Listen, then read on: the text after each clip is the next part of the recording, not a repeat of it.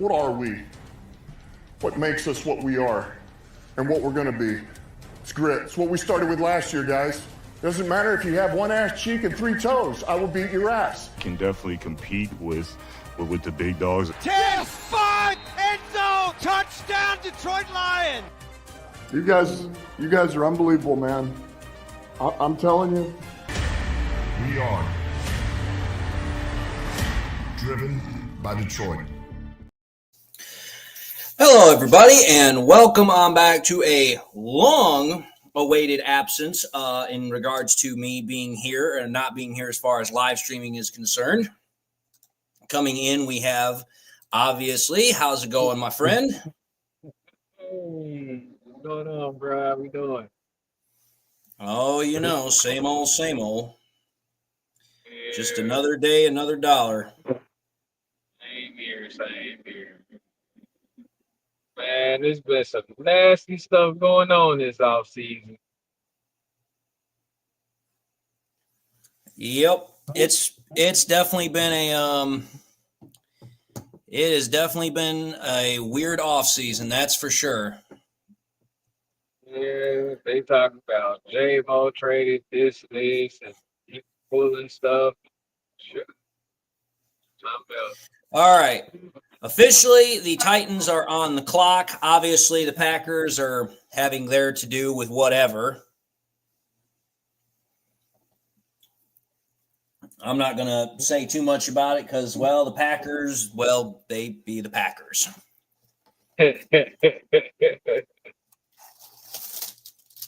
Oh, I agree with you, Dan. I 100% agree with you that the freaking trade rumors about, J-Mo, they're nothing but a whole bunch of hot air and smoke.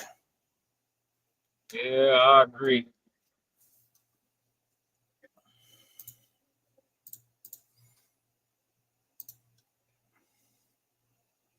Hold on, just a sec.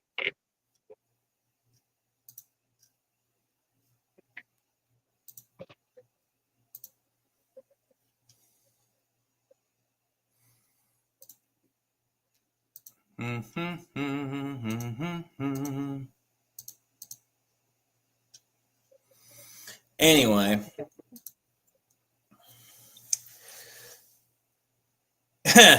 Of course they're going to go after the Bears. Why wouldn't they?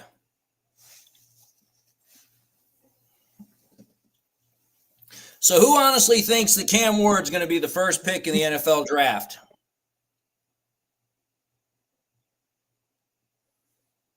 I've already said this, Dan. I agree with you 100%. I have never understood where the trade J-Mo rumor got started. I've never understood why it got started. Why would you trade a player that quite plainly has talent that you cannot find very much anywhere else? Plus, on top of that, he just had a 1,000-yard receiving season. How's it going, Jay? I mean, not too much. I mean, honestly, I'm just, enjoying the draft and, getting through everything. I mean, I'm kind of balancing a couple of things right now because I'm also trying to eat dinner at the same time, but it is what it is. My bad. I just got off of work driving some crazy kids to amusement park that just opened, and now I'm back. Nope, I understand. Anyway.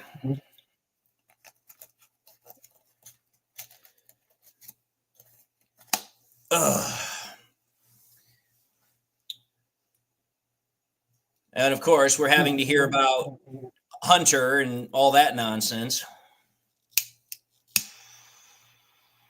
Yeah. So what's going on with this Thibodeau mess? I mean, I don't know, man. A lot of people have said that, potentially the Lions might be interested in potentially trading for Thibodeau, but to me, it's like, I don't see why they would. If you wouldn't trade for Trey Hendrickson, if you wouldn't trade for Myles Garrett, you wouldn't trade for Max Crosby, why would you trade for Thibodeau?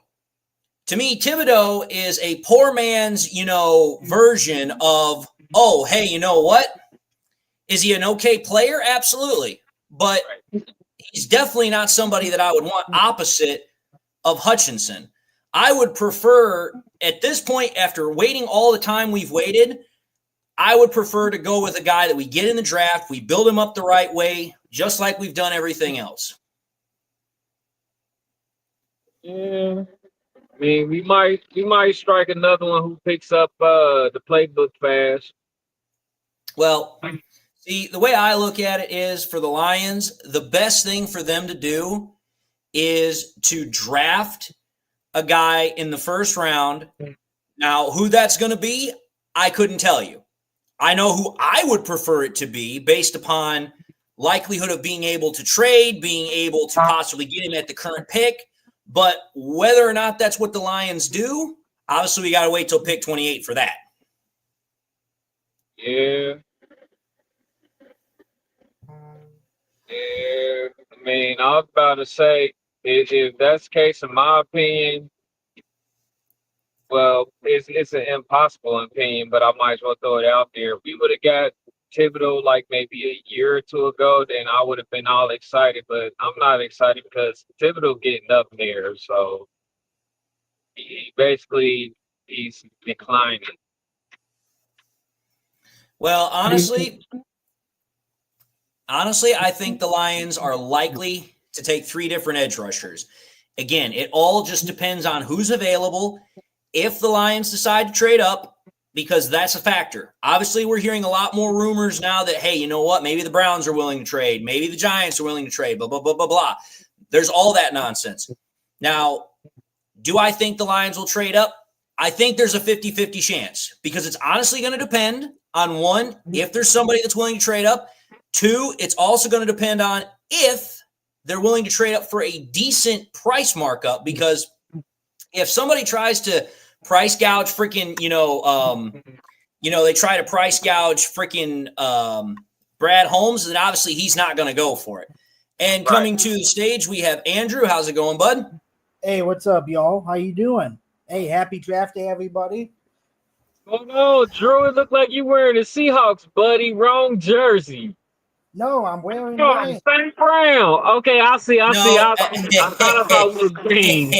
Honestly, at first, I thought he might be wearing an old school Giants shirt, an old school Giants jersey. That's what I thought, like those early 2000s Giants jerseys. That's what I thought he was wearing.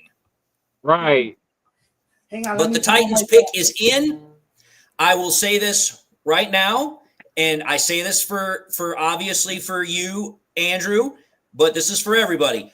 Do not spoil the pick. Obviously, we know that I'm not going to be able to see what the pick is until, it comes through or through Twitter.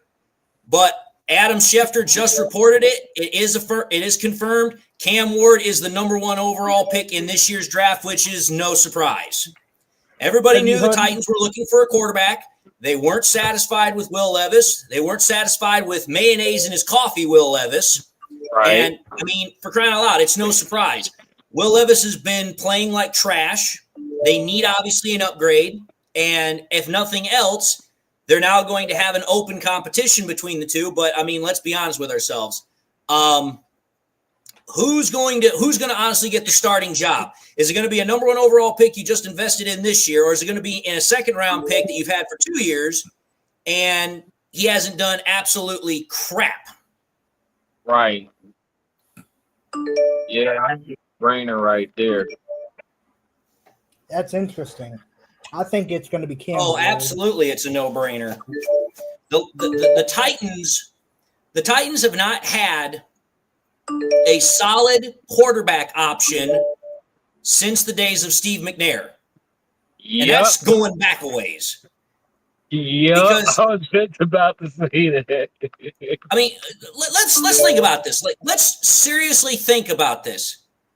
The Browns have traded. They are trading with the Jacksonville Jaguars. It is official. The Jaguars are trading with the Giants. So the Jaguars are now on the clock at pick number 2.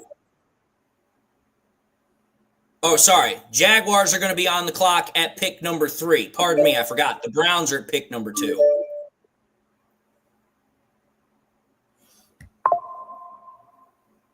Do we think we know who the Browns are taking? I think it's between 2 players. Honestly, If I'm thinking it's either going to be a quarterback because they're not satisfied with Deshaun Watson, Yeah.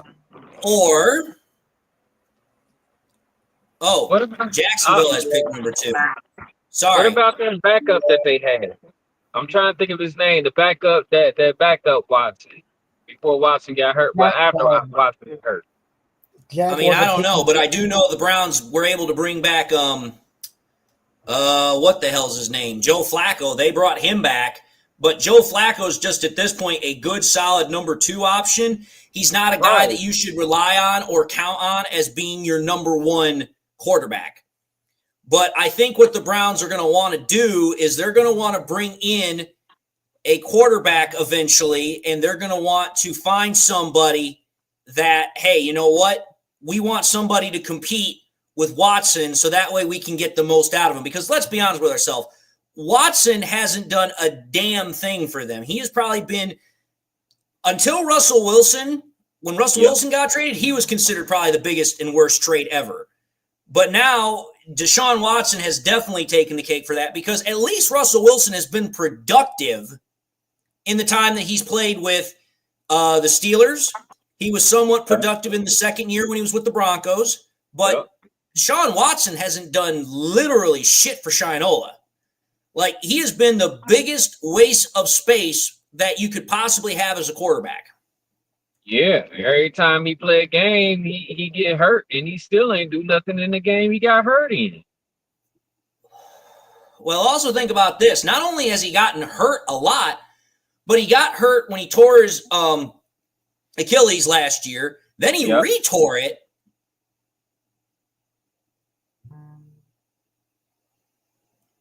Here's what I'm going to say, Manfred.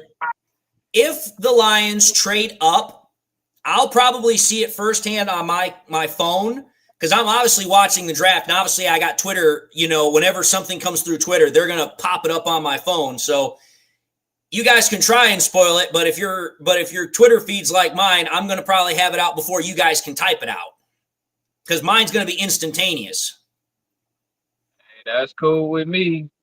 See, but as far as I'm concerned, I don't think the Lions are going to trade potentially until probably outside of the top 10 because I don't see them trading into the top 10. That's just too high to move up from pick 28 all the way into the top 10. I think that they're more likely to trade into the 10 through the 20 range because that fits better with what they have to work with. And honestly, if I had to take a guess, if they're going to trade, if the Lions trade up, it's probably going to be somewhere in that, 12 to 15, maybe 17 range, because that's about half of the picks up to where they're at. It's about 12, 14 picks up. That's very manageable to do. But again, you have to find the right trade partner.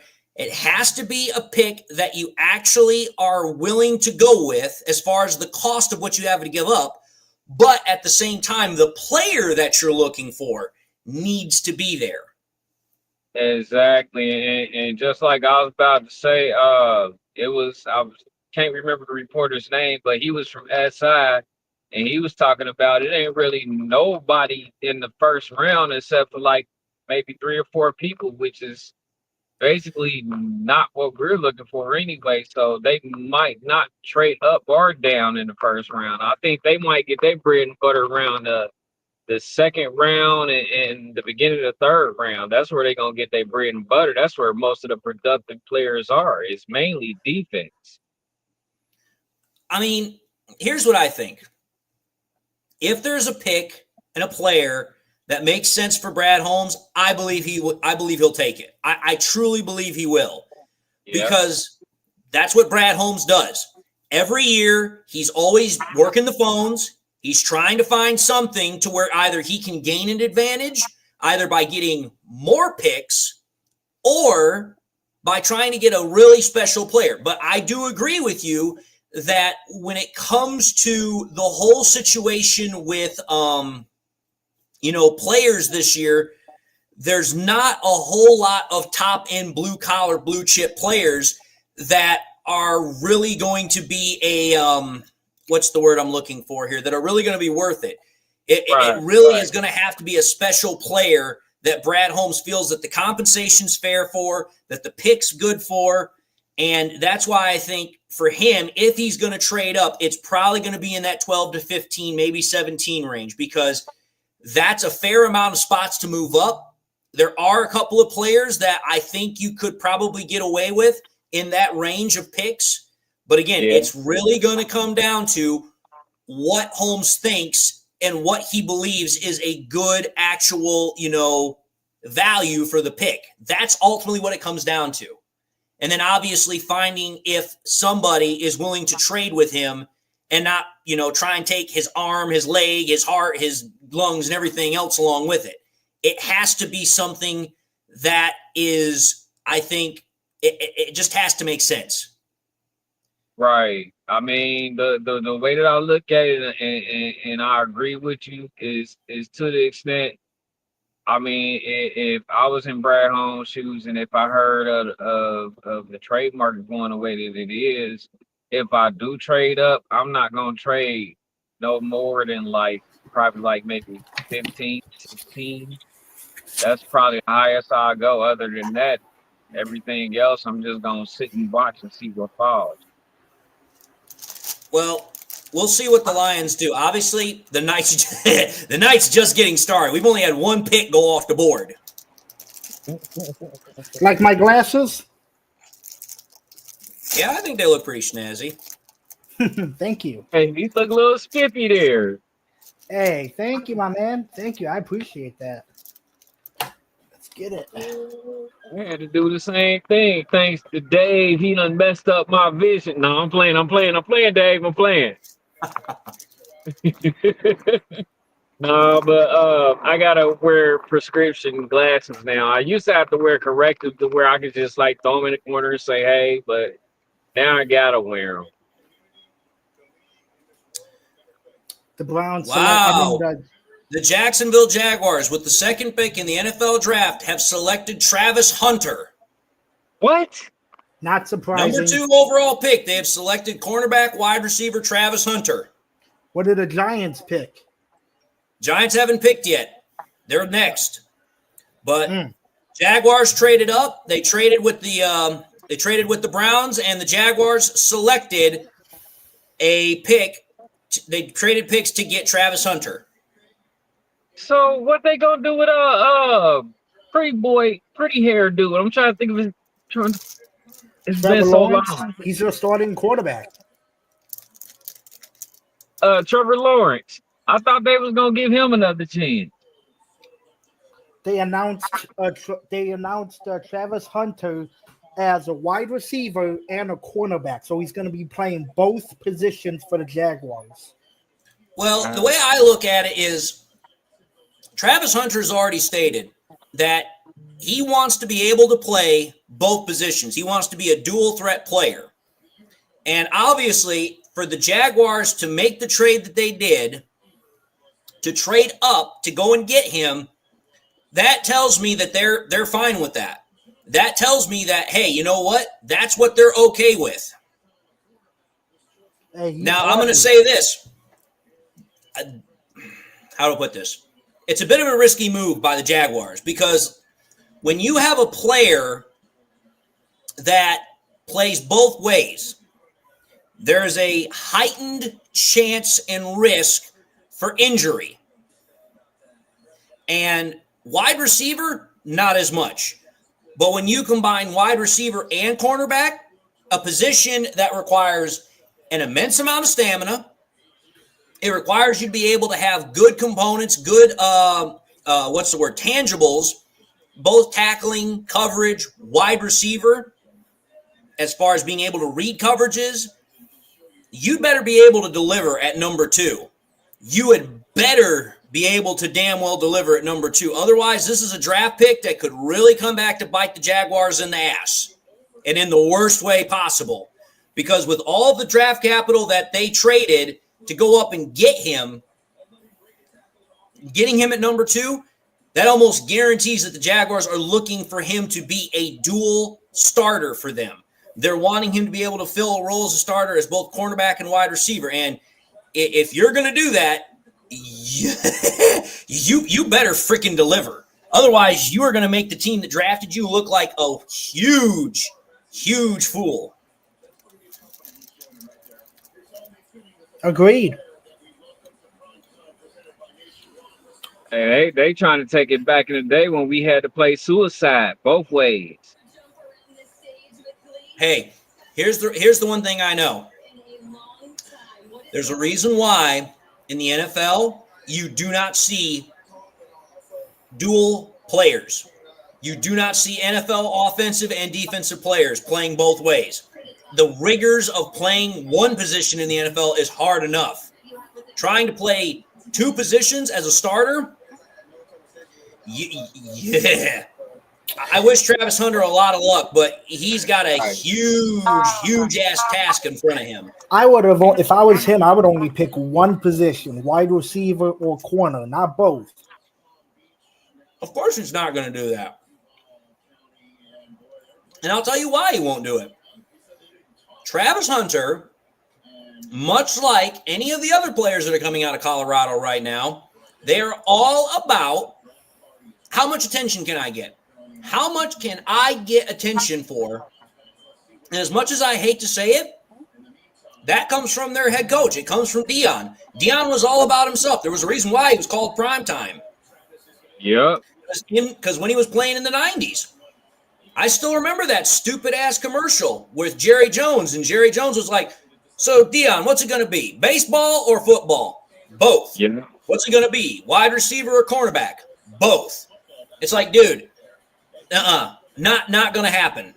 The NFL is way too damn rigorous for you to be able to play both sides of the football. This ain't fucking high school. Right. You are not going to be able to play both sides of the football. You're going to need a break.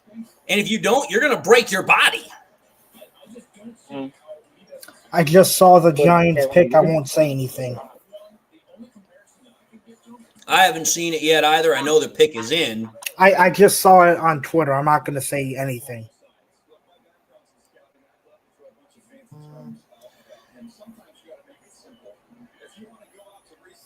He might, Dean, but I sincerely doubt it. He should. Oh, he should. No doubt about it.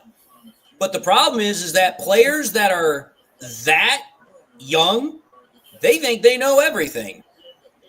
Yep. There's a reason why there have not been a lot, if very few players that have been able to play both the NFL defense and the NFL offense. It's just not something that's very conducive.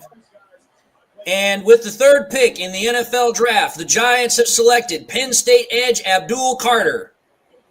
No shocks with the 3 picks in my mock draft. So at that point, then, that goes back to what I saw one of the comments say. The Giants are not satisfied. They're not happy with what Kayvon Thibodeau has done for them. Because think about it. That is now their second pick at edge rusher in the top 5 in the last 2 years. Right. Actually, no, 3 years, because he was taking the same draft that Aiden Hutchinson was taken. When you take two edge rushers that high, and you've already got some pretty good defensive linemen, that right there tells me, okay, obviously the Giants don't feel very good about what they're getting out of Kayvon Thibodeau. And think about it.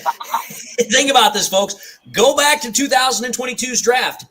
I remember so many Lions fans saying, we've got to draft Thibodeau. We've got to draft Thibodeau. And it's like, no, do not draft Thibodeau. I will take Hutchinson all day long. And think about it. Just the sheer production difference between what Hutchinson's done versus what Thibodeau has done in the 3 years that has been the difference between those two guys, it's been astronomical.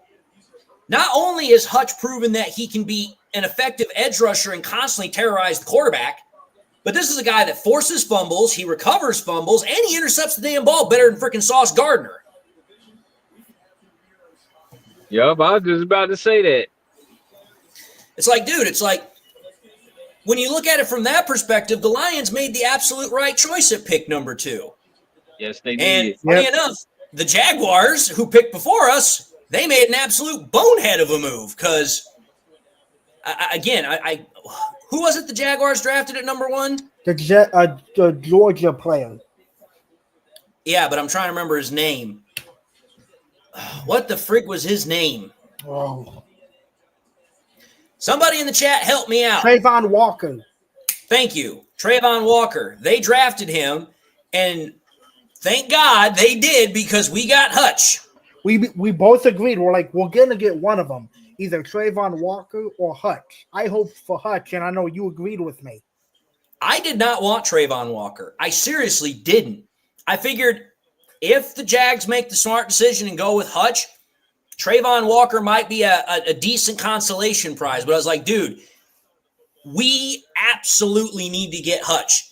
He's the perfect fit for the team. He's got the right mindset. He's got the right culture build. He's got a motor that doesn't quit. He has got grit and Dan Campbell written all over him.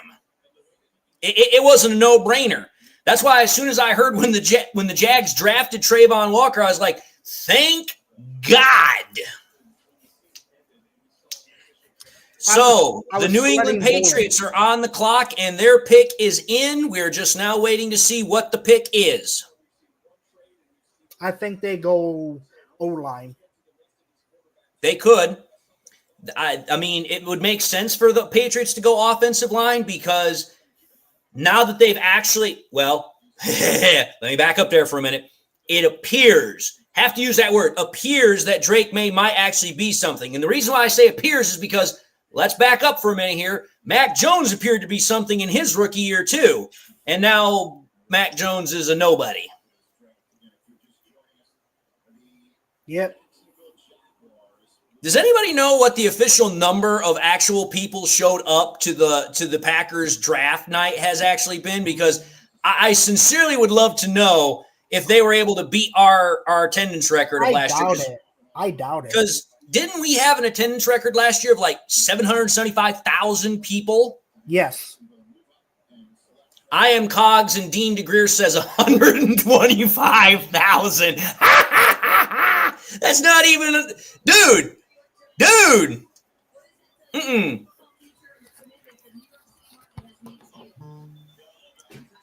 All right, so we're still waiting on the Patriots pick about who they're taking, but after the Patriots pick, the Browns will be picking again, or they'll be picking now officially because that was where the Jaguars were originally when the trade happened. So again, like Andrew said, I have a funny feeling that maybe the Patriots might go offensive line. I also think they could also go defense because let's remember something here. Their head coach is Mike Vrabel. Mike Vrabel is a defensive coach. And coaches tend to go after players that they want to embody or fit with what they're trying to build. So it's kind of interesting. I want to see what the Patriots do here. Yeah, it is kind of funny that way, Bunny King. You make a good point there because it's like Trayvon Walker, I mean, he's had at best an above average career. But when you're a first round pick and a first round overall pick, number 1 overall, above average ain't going to cut it. Good's not even going to cut it. You need to be having a very good to great career.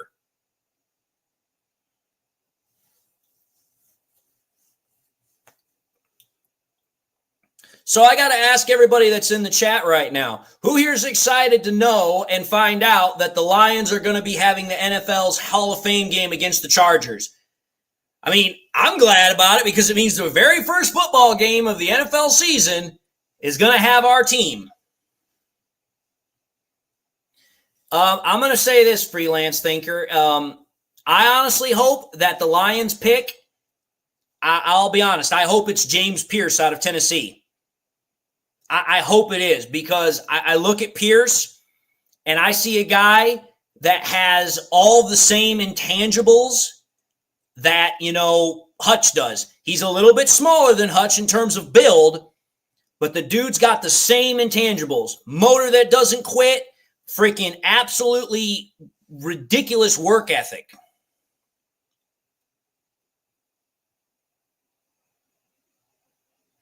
Come on, Twitter, give us something. Still freaking waiting for who the freaking Patriots are picking. It's like, hell, at this point, freaking when the Patriots back in 1775 were announcing what they were doing, one if by land, two if by sea, even that was faster than this.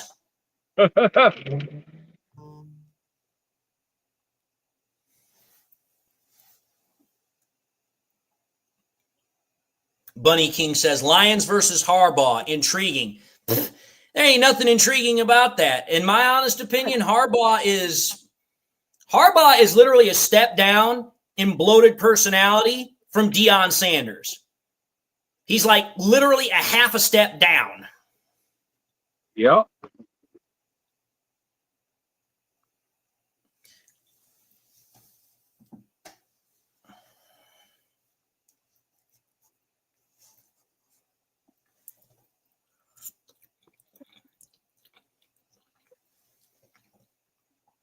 Oh, freelance thinker.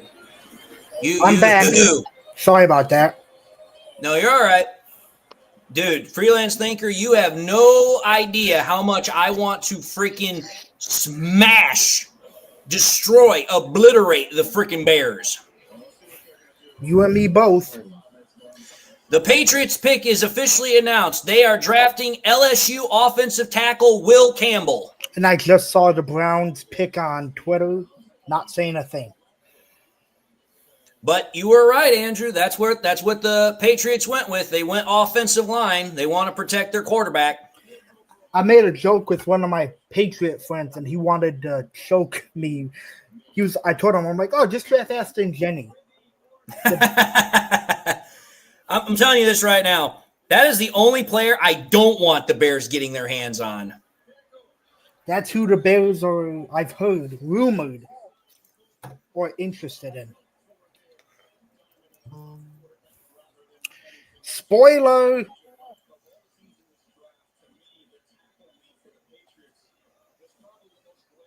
Yep, we have a spoiler alert. I'm just going to say this again. Don't spoil the picks in the conversation. I didn't do it. I know you didn't. Don't spoil the picks. If you know the pick, that's great. But don't spoil it for the rest of us. That's why I'm not getting too upset about it. Everyone's excited. We've been waiting for this day for a long time. We always say that every year. Think about it. No. Let's back up and think about this. Just think about this for half a second. This has probably been the most excruciating offseason for Lions players. But yes, it has now come across Twitter. The Browns are drafting defensive tackle Mason Graham. Not a shock. Nope, it's not. I'm interested to see what the Vegas Raiders do. Honestly, I think the Raiders are either going to take a quarterback or they'll take the running back Genty. The reason why I think the Raiders might take a quarterback is because think who's now a minority owner of the Raiders. Tom Brady. What better suggestion to have from one of the best, if not the greatest quarterback of all time than Tom Brady to say, hey, I like this guy. Let's go draft him. Yeah. You don't think that the Raiders ownership, you don't think that the Raiders GM might not want to listen to that? Yeah. Right. I'm not saying that, they won't do that. I'm just simply saying there's a reason why people listen to Brady, even though some people absolutely detest his announcing style. It's because, hey, he might be as boring as paint drying, but the man knows his shit. Yep. It's like when you go to church and you got that drolling pastor is like, it's like, okay, I know you know the Bible, but damn, could you spice it up and not sound like freaking Methuselah? Or when Tony Romo was the Mr. Know-It-All, knows to play before it happens.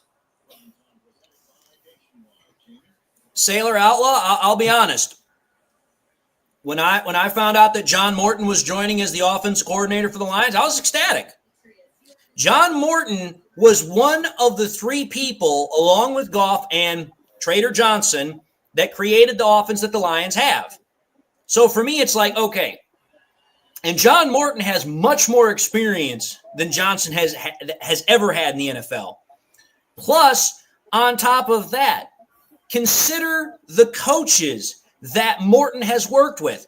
He's worked with Jim Harbaugh. He's worked with Sean Payton. He's worked with what's the other guy? Sean Payton, Jim Harbaugh, and John Gruden. He's worked with all of those guys. Has immense amount of experience with understanding how the West Coast offense works. Much more experience in being able to run offenses. Much more experience in getting passing game coordinations together. So for me, I like that decision. I think that the Lions made a smart move bringing him back.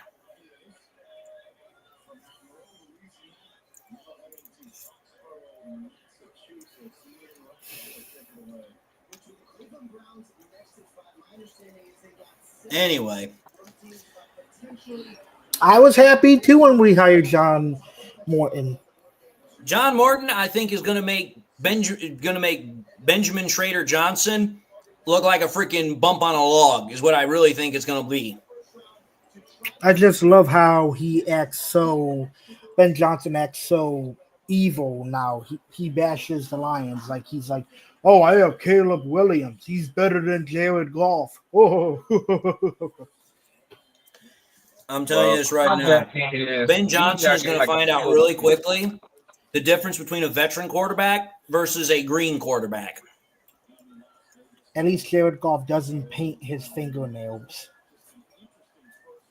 And trust me, if there's one thing I know about Jared Goff, he remembers people that slide him because, let's see, how many times has he beaten the Rams since he's been here?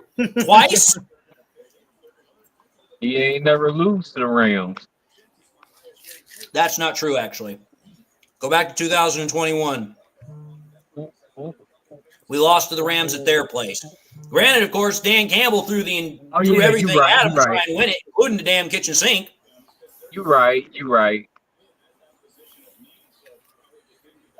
But yeah, I was kind of erased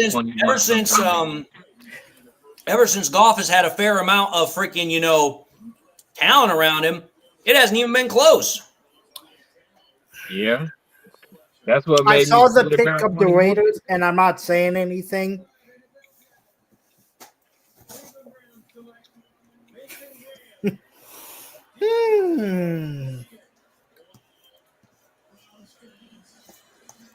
First Michigan player being off the board with Graham.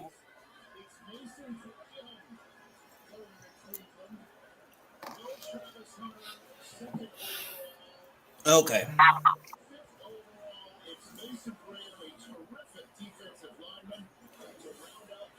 The Raiders are selecting running back Ashton Jeanty. Thank you, Raiders. The Bears do not get their running back. Ha, ha, ha. I wanted to say it. I have such a vendetta against the Bears. I want them to suffer. You want to rip their hearts out. Yes. And I wish it would be with Ben Johnson's own miserable hands. You just want to choke the quarterback so bad. Well, here's the thing. The way I look at it is, you think about it here. The Raiders need a player on offense that's much the same way that Max Crosby is for them on defense. And Max Crosby is a player that inspires excitement. Ashton Jeanty is probably the best running back in this draft. He's a guy that, hey, you put him on an offense, he's going to inspire confidence. He's going to inspire excitement. Now, I will say this. That still leaves the quarterback question with the Raiders. When do they pick again? Well, seeing as how they picked at pick number 6, that would tell me that they would probably pick, probably pick number 38 in the second round. So they still, theoretically, they still could get a decent quarterback option in round number 2, because let's think about it. Outside of Cam Ward, there's really not a whole lot of what I would call for sure first-round quarterbacks. Oh, did you could see? argue that there might be another one or two, but let's be honest with ourselves. Is Jalen Monroe a first-round draft pick? No, he's not. No. Is what's his face? Is Shedeur Sanders a first-round draft pick? No, he's not. He's exciting, but excitement does not make a first-round pick. Did you see Kevin Stefanski's face? He looked angry. About what? About the pick. The Browns. Oh, about Mason Graham? He looked furious. I mean, ultimately, it comes down to what the GM decides. The GM's the one that puts the pick in, not the coach. So if that's actually the case, that he didn't like the pick, perhaps there's more trouble in Cleveland than what we imagine. Maybe they should watch Draft Day. Just saying. True Grit, no, the Lions have not made any trades up. In fact, so far, there's only been one trade, and that was when the Jaguars moved up from pick number 5 to pick number 2. So far, everything's been pretty much, I wouldn't say going exactly as scripted, but for the most part, what people thought the teams were going to select, they have gone and done. The only surprise pick so far has been when the Jags traded up to 2 to then draft Travis Hunter. That was a bit of a surprise. Oh my God, Skip Bayless, stop jacking off to Shedeur Sanders. I can't stand Skip Bayless. I can't stand him. I can't stand Mel Kiper. They're a bunch of, prima donnas that love, their own image. That's one way of putting it. Well, I could be more graphic, but I think that might get me in trouble. I know what you would say. What? Shedeur made it to the second round? Maybe a second round? Some people think Shedeur might get drafted in the later part of the first round, but I don't see it happening. The problem with Shedeur Sanders is he's arrogant. Yes, extremely arrogant. And it's like, listen, I understand that with being a quarterback, that kind of comes with the territory. But there's a point where arrogance almost becomes unbearable. And the best way I can say it is this. If you're going to be arrogant, you have to pass the Aaron Rodgers test. Can you play like Aaron Rodgers in his prime? If you can do that, then you can be as arrogant as hell as you want. But if you can't do that, you better learn some damn humility. I will say this. Sanders was a good college player. Can he prove it in the NFL? It's different between college and NFL. Of course it's different. The NFL is a much more competitive league. It's a much more physical league.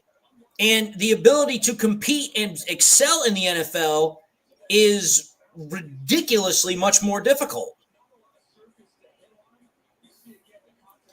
But I will say this. The Jets are on the clock, which means Aaron Glenn's first official quote-unquote pick as a head coach is moments away.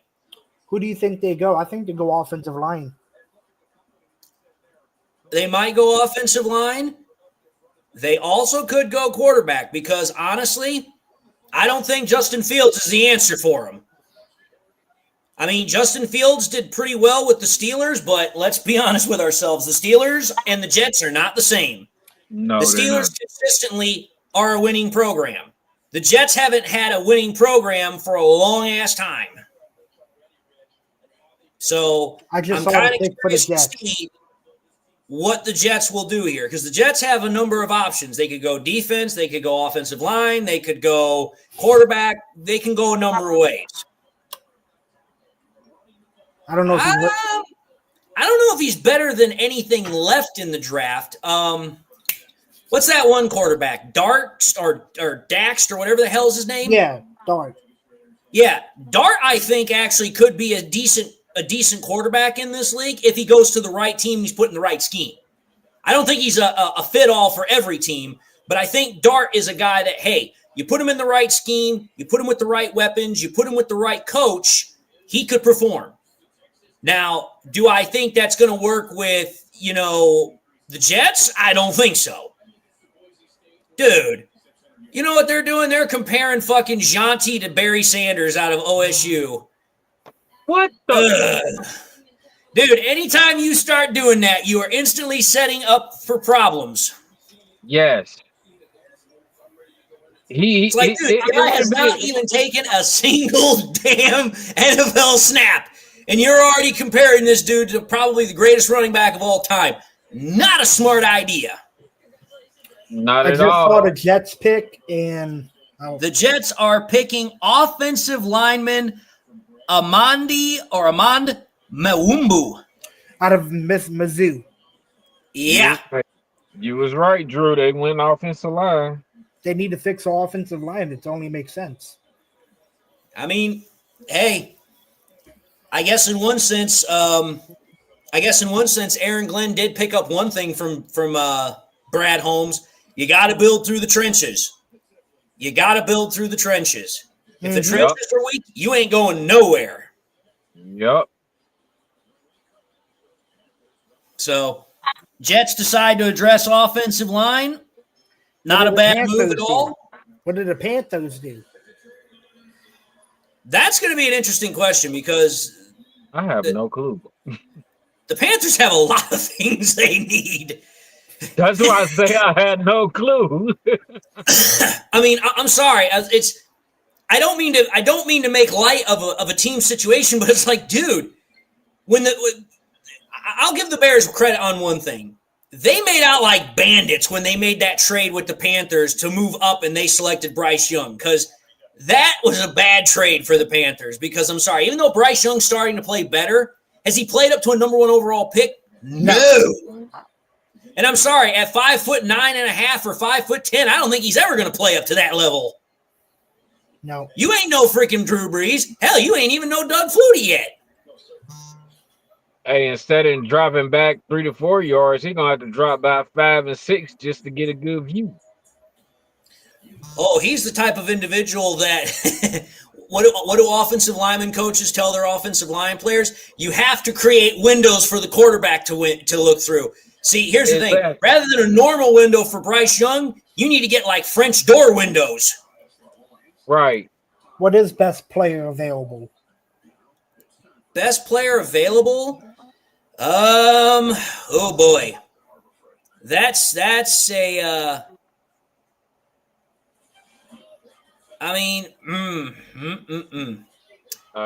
Yeah. There's a lot of options because, again, best player available, it matters based upon your player need. What's your top need? With the Panthers, there's a lot. So it's like, okay, they could go this route, they could go that route. There's really no way to know until you actually get to the damn pick. Yep. So I haven't don't seen know. anything. I don't see anything either. And here's the thing. The Panthers, I think, could be one of those teams that could be a sneaky trade down option because they have so many needs that they might want to get more picks to address those needs. Sure, you could get a top pick and address one need, but why go with that route when you could actually get a lot more picks to address a lot more needs? I don't know if the Panthers are going to do that though. Funny feeling that second round is going to be nasty. The second and third round, I think, is going to be really, really key this year because, again, I agree with you.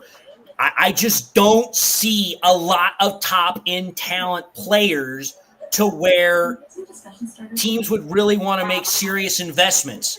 Yeah, obviously you've got your top 10 players, whatever. And typically by top 10 pick, they're gone. And so far, for the most part, I would say that has been the case. Again, the only surprise I've seen so far was Travis Hunter. But Defense. I'm hoping the Lions draft defense. Orkney, I'll just say this. Orkney, I believe that the Lions are going to draft defense. And again, if available at pick 28, I hope and pray the Lions draft James Pierce. I want James Pierce. The emphasis.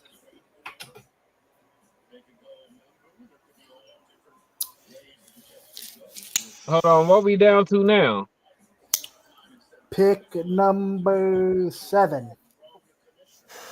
Well, pick number 7 is the Jets, but we already know that the Jets pick has already been revealed. So now at this point, we're waiting for number 8, which is obviously the Panthers. But I will say this is one of the things about draft night that absolutely drives me insane. Absolutely drives me insane. They take forever to reveal the draft picks on television. It's like, dude, Twitter's already got the damn pick out 2-3 minutes before you even get it out on television. It's all about money. Of course it's about money. The NFL loves making money. Yeah.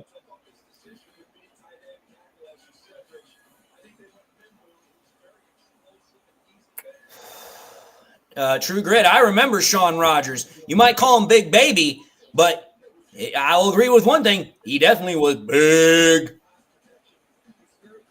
He was a definition of the Christian song, deep and wide, deep and wide. Hey, I'm going to drop out for a little bit, but I'm going to come back to y'all. All right, we'll see you when you get back. All right. I'm interested to see what the Panthers do. I think a lot of people are. I think the Panthers are one of those teams where it's like, hey, because of whatever way they could go, there's so much intrigue with their pick because you don't know what option they're going to go with. I think Sean Rogers was around for 3 to 4 years in Detroit. But correct me if I'm wrong. Wasn't he also the guy that freaking separated Stafford's shoulder on that one play? Yes. That was him. Which, I mean, makes sense. I mean, when you got a damn near 400-pound lineman landing on your shoulder. I just saw the pick for the Panthers, and it will shock you.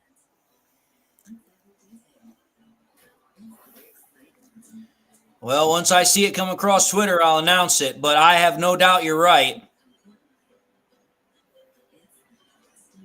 The only thing that would shock me, like truly out of my seat shock me, is if they drafted a quarterback. It's not that. I didn't think it was that either, but that was what I was like, okay, you want to talk about a severe shock? That would be it.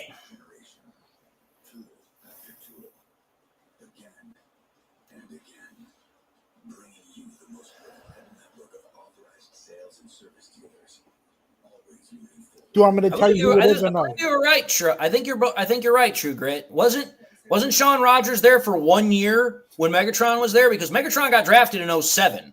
Or was it 08? Do you want me to announce it or no? If not, it's okay. Nah. Just wait for it. I mean, what do we care? It's going to take them freaking 5 minutes to get to the damn podium anyway. Okay. I'll say this, True Grit. Roy Williams, I didn't like him, but I was okay with him. And the reason I was okay with him was simply because of the fact that while he was here in Detroit, he did make some plays for us. Pick is in for the Panthers. Yes, it is.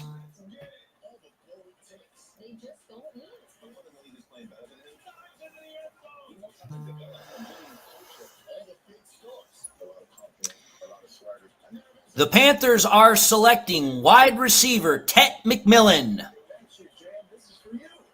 Interesting. Does that shock you or no? I don't know if it shocks me, but it's definitely interesting. It's definitely interesting because the way I look at their wide receiver position is their wide receiver position is kind of in a bit of a flux period because obviously they still have Adam Thielen there, but Adam Thielen's getting old. Mm-hmm. And plus on top of that, Adam Thielen is getting to that point in his career as far as age is concerned. He doesn't have the durability that you need.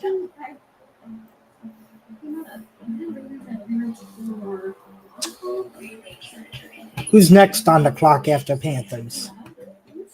Saints? Panthers were 8, so number 9 would be Saints. The Saints are the first team that I keep hearing could potentially, though I don't buy it, potentially draft Shooter Sanders.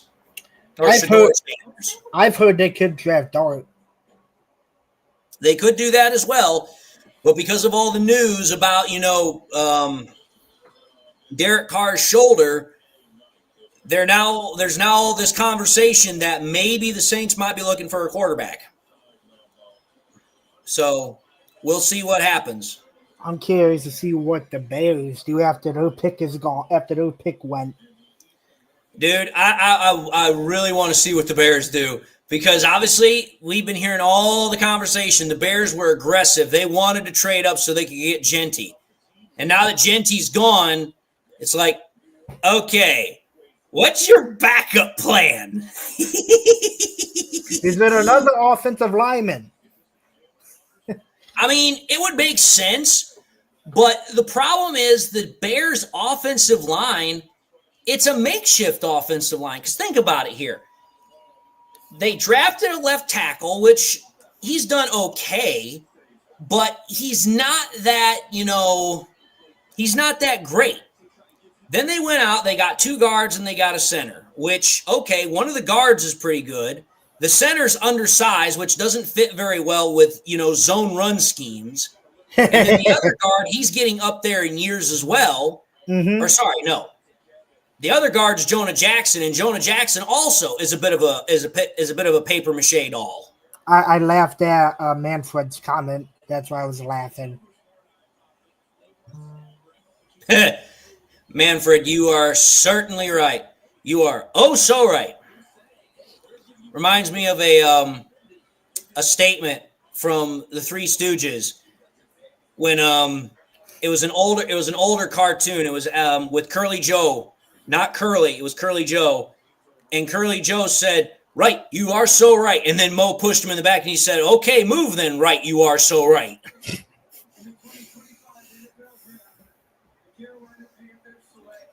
Thank you for announcing it, Roger Goodell. We've only known what the Panthers are going to do.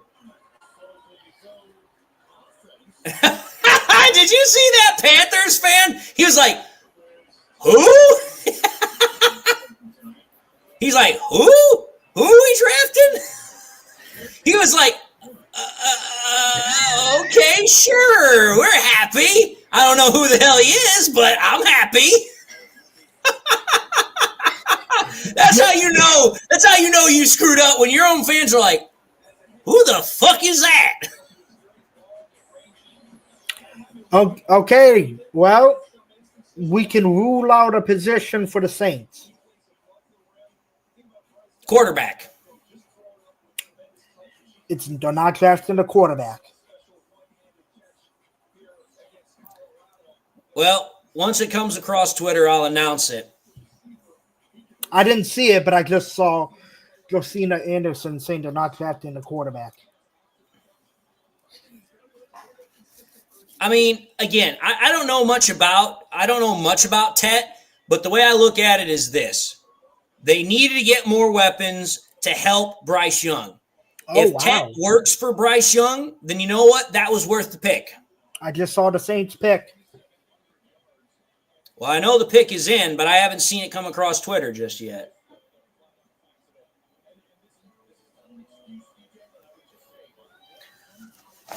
I think it's a good pick. Well, actually, I think it's kind of a reach.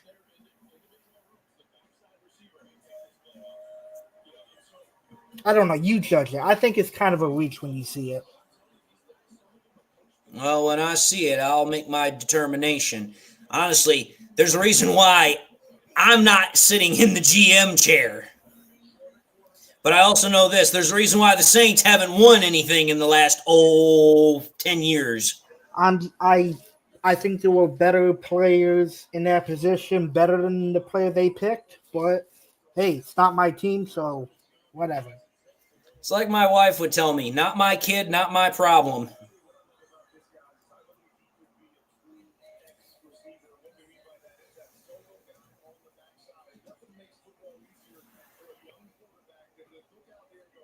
Next commercial break, I'm going to get something to drink. Okay. So far, no surprises. No surprises per se. A couple of interesting picks, I'll give that, but surprises, no, I don't think we've had any of those yet. All right. The Saints are taking offensive lineman Kelvin Banks with the number 9 overall pick out of Texas. I think that's a reach. I don't look at the position on the draft thing, and you see if it was a reach or not.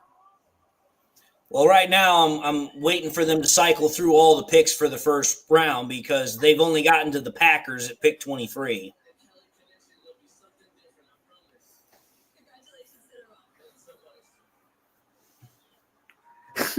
Pete does not look happy. Pete McMahon looks so sad.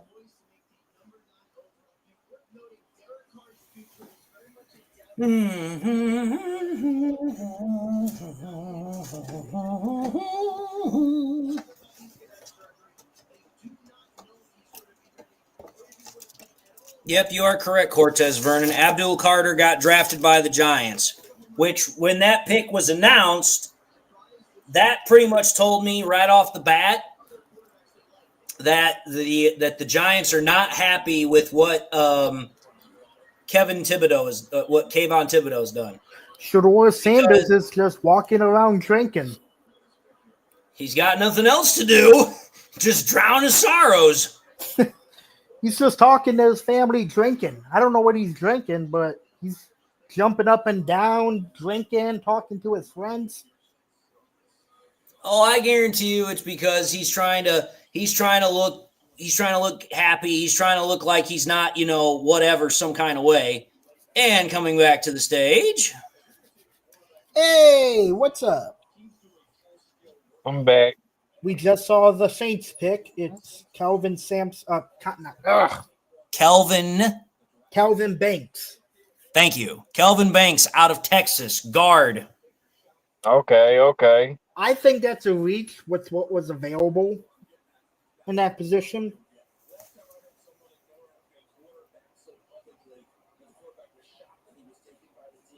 Well, I'm hoping that if we do trade up, it's worth it. I think if we trade up, it'll be worth it. I've never known a time whenever Brad Holmes has traded up that it has not been worth it. Because think about it. When he traded up for JMO, it's been worth it. When he traded up to get Brian Branch in the second round, it was worth it. True. Wow, that was a good one. It's just this first round. I'm on the fence with Tackle, not guard. I think that's a reach, though, in my opinion. No, I mean, if I'll say if you try to go anything over like 14, that'll be a reach, in my opinion. Well, again, we'll see what Brad Holmes decides to do.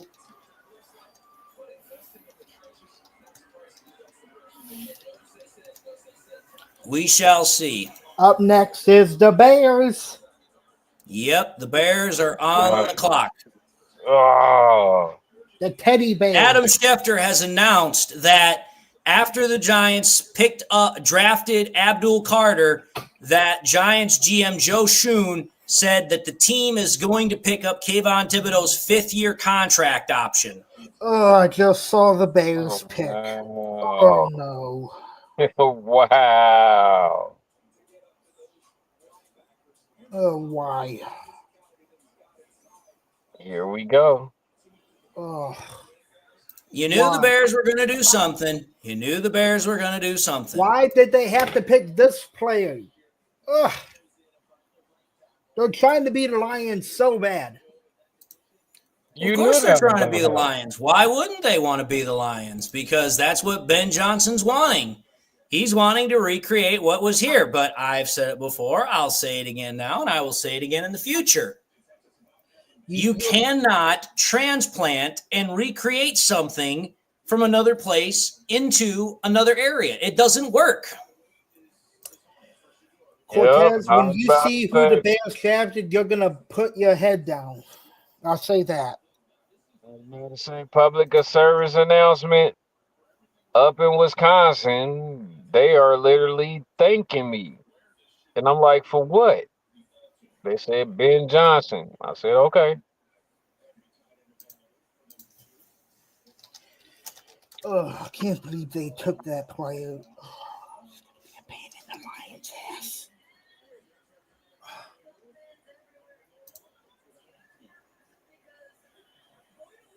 Did you see it yet, David? I have not seen it yet, but trust me, I am definitely looking.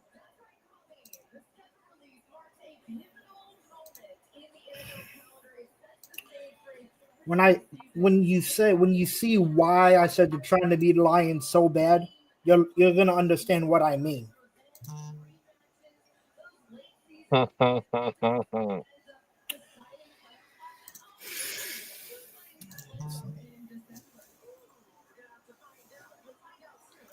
The Bears have selected tight end Colston Loveland out of Michigan.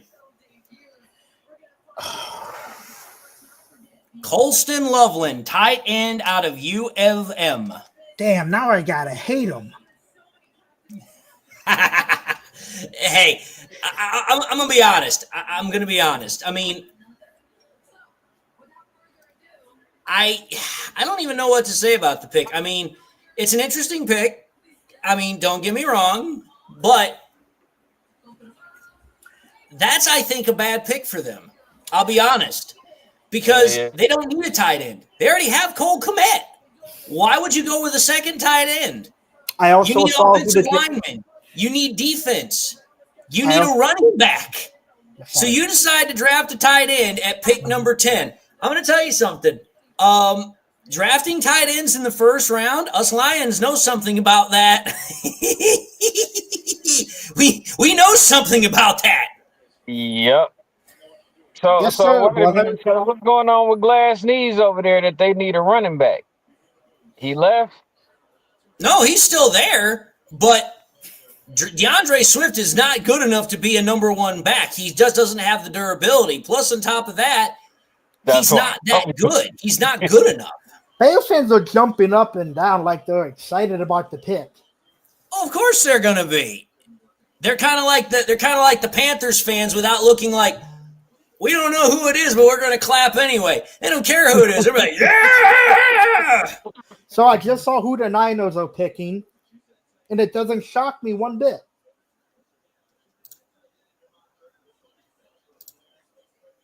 Yeah, they under a rebuild, up under a rebuild, and up under a rebuild. That's how far they feel. The Niners picked a good play, I'll say that. It was a player I was considering hoping the Lions would get. One of them.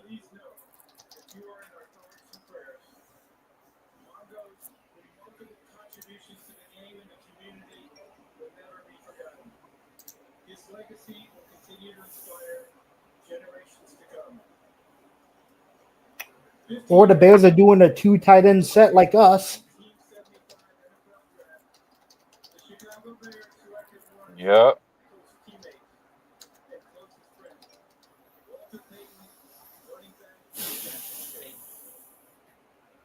Like I said, they're trying to beat the Lions so bad.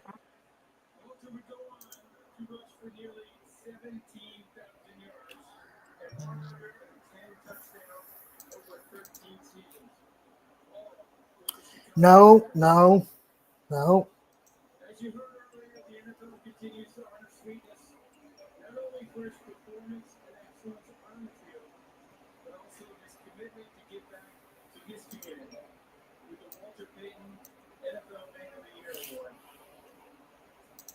So with the 10th pick in the 2025 NFL Draft,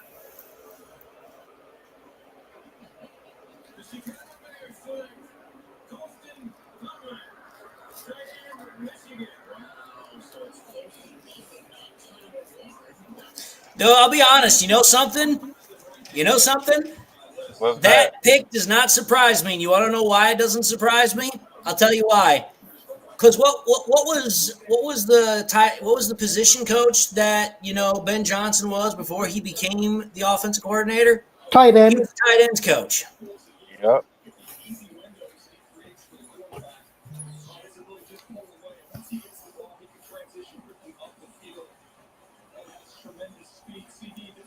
I just said they're trying to be the Lions. That's what I immediately thought when they made the pick. I was like, oh, they're trying to be the Lions.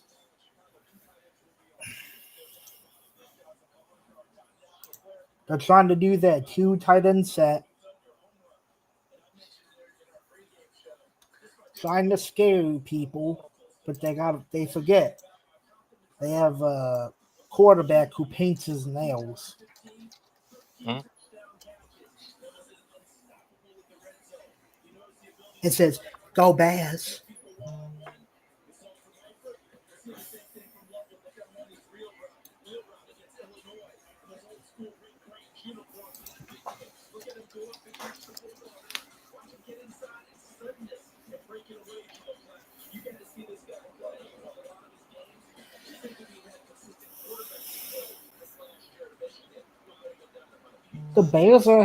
The Bears front office looks happy. They look serious. Of course, but they're going to look happy. They're not going to give the impression that they're not. They're not going to look like, oh, we're sad we picked him.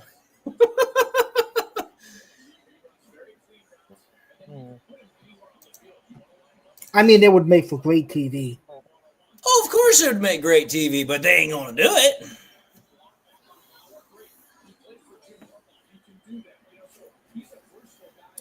But I saw who the Niners are taking, and like I said, it doesn't shock me.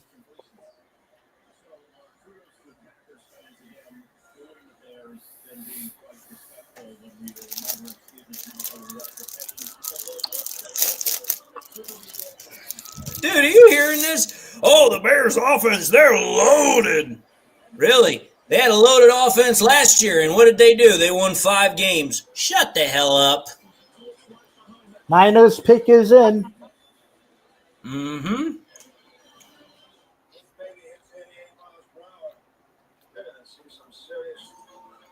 Up next after the Niners is the Cowgirls.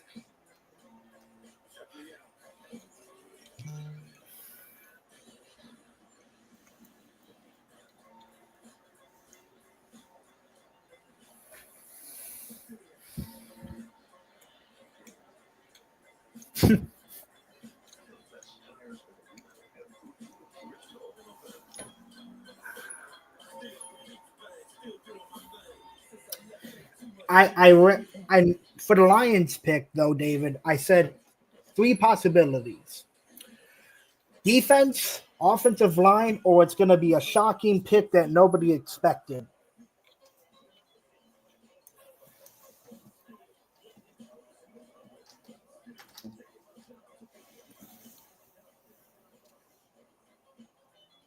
Am I wrong with that assessment?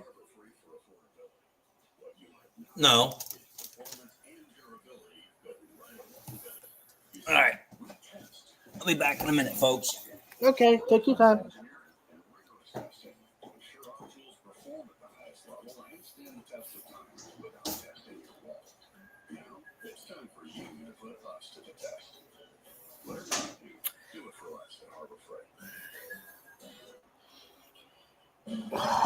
I had a nightmare, guys, that we picked Shador Sanders at pick 28. And I woke up from that dream saying, no!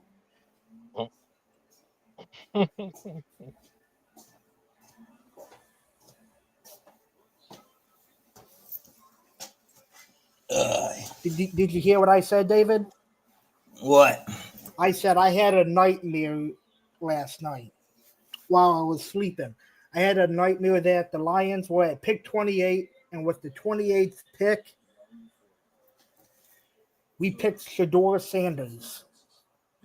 There ain't no way that's happening. There's no way that's happening.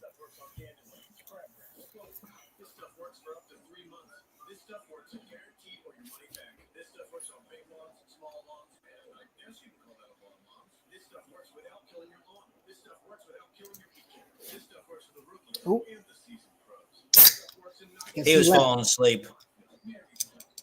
He's tired. Oh boy, Colin Cowherd. Now the Bears have weapons for days. Nope. That didn't work. DC in the building. Howdy, everyone. Aloha. Oh, you know, another one of them days. Greetings from downtown Baltimore. As you can tell by the sirens, I'll be on my way. I'm on my way home. Be there in a second. Okay, take your time. Well, no, I was just turning that off for one of the sirens. No shortage of ambulances in Baltimore. Well, like I said, the Niners look happy. They're clapping, they're smiling, hugging.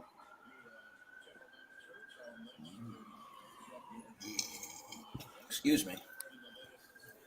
They haven't announced the pick yet, but they're obviously. What the hell are they going to do? Replace Debo? Or get Debo's replacement before he leaves? I don't think the Ravens are going to get to a Super Bowl as long as they've got Lamar Jackson Cortez. Agreed.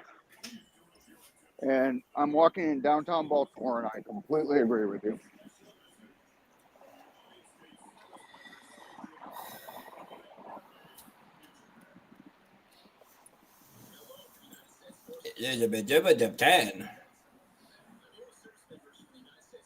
Tokyo.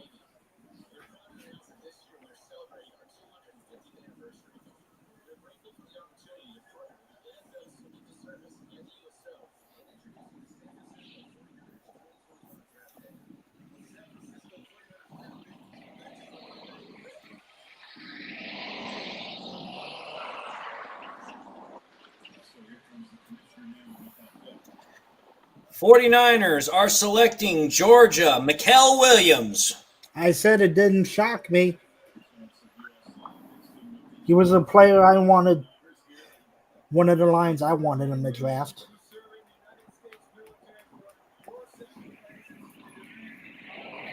Well, I mean, that makes sense for them because you put Mikael Williams opposite of, Bosa.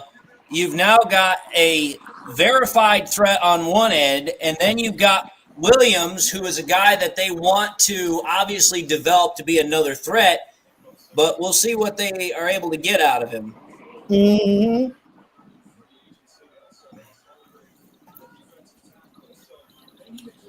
These players are not going to get much sleep tonight. They got to travel all over to the destination, to the press conferences before day 2 of the draft tomorrow. Oh, yeah, but then think about this. If they don't look happy, then apparently they don't want to be there, a.k.a. J-Mo.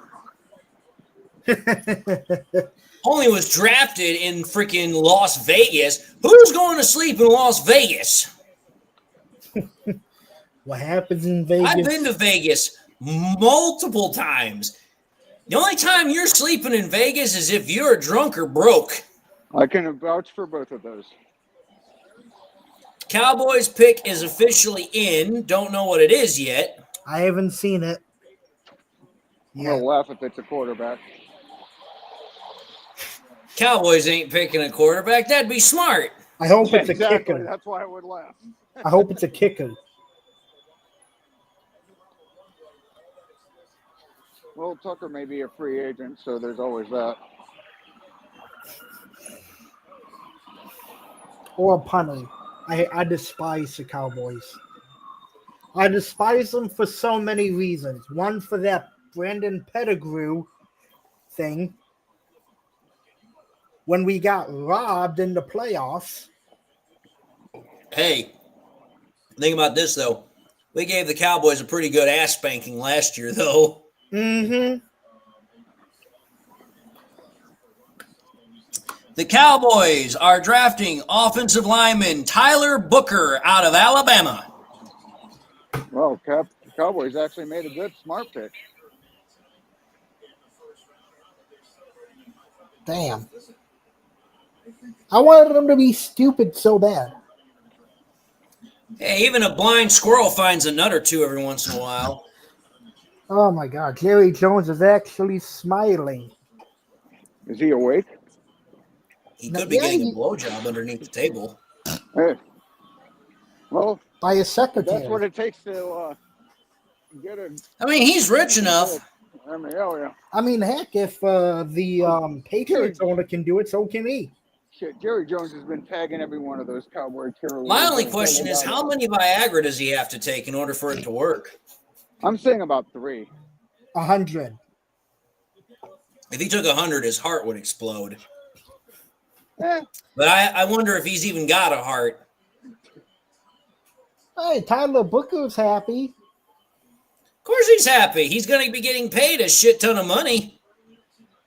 But he's also going to the Cowgirls. Yeah. He's going to go to probably the most overpaid and yet underperforming franchise in all of the NFL. yeah, as long as you don't want to win, that's a great place to go. I mean, Cowboys players are treated like God. You get paid, you get top-notch everything. As long as you don't care about winning, I mean, Cowboys are a great place to be drafted to. Next up is the Miami Dolphins. Couldn't care about that. Yeah, another great place to be drafted to, as long as you don't want to win. They're not going to win down there as long as they've got the head coach they've got and the quarterback they've got. Exactly, but Miami. Who would did be a the hell of a Miami franchise Dolphins to play draft? for. A quarterback? Or would that be too smart? They're not going to draft a quarterback. They just gave freaking Tua Tagovailoa what was like a $200+ million contract last year. Can they draft a new head coach? Unfortunately, this isn't like when the Broncos traded for freaking Sean Payton.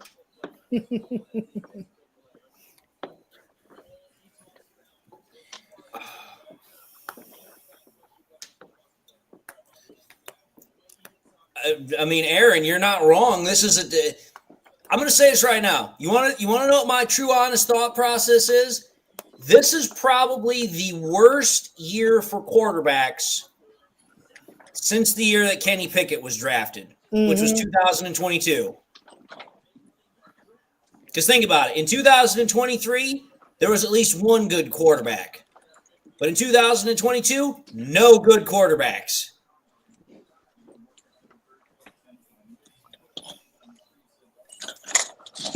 So to answer your question, True Grit, the way that the collective bargaining agreement is set up, certain players at certain picks are allotted certain amounts of income. They're allotted certain amounts of money.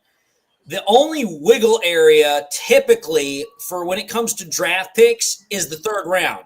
The third round, there's a little bit of wiggle room for negotiating. But first round, second round, most of the draft selection picks, their contracts are pretty much already set up for them as to what they're going to get.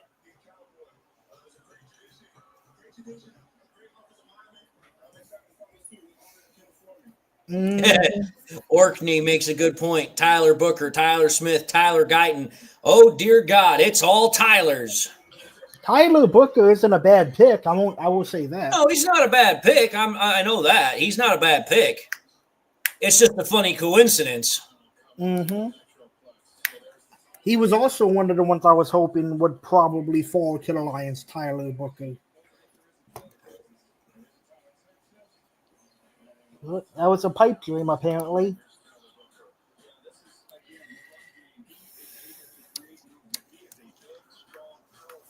So what do y'all think Miami does?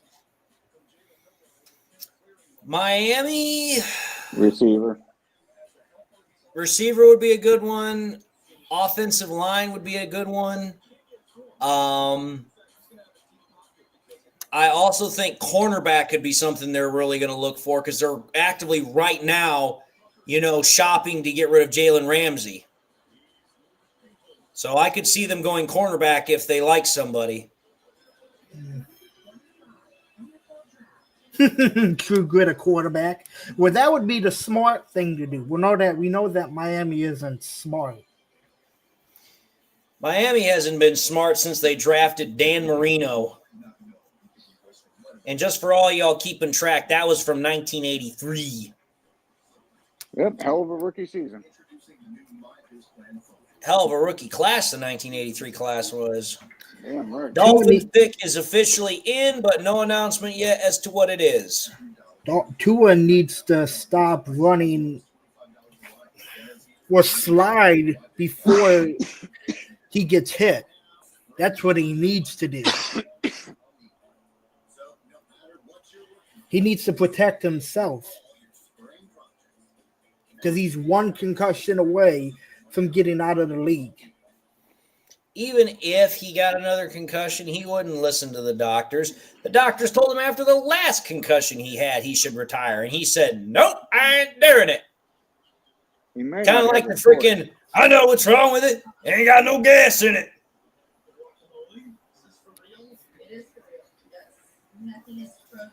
Thank you, Miami, for firing Dan Campbell.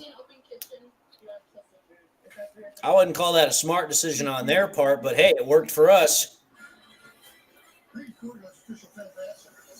They didn't technically fire him, did they?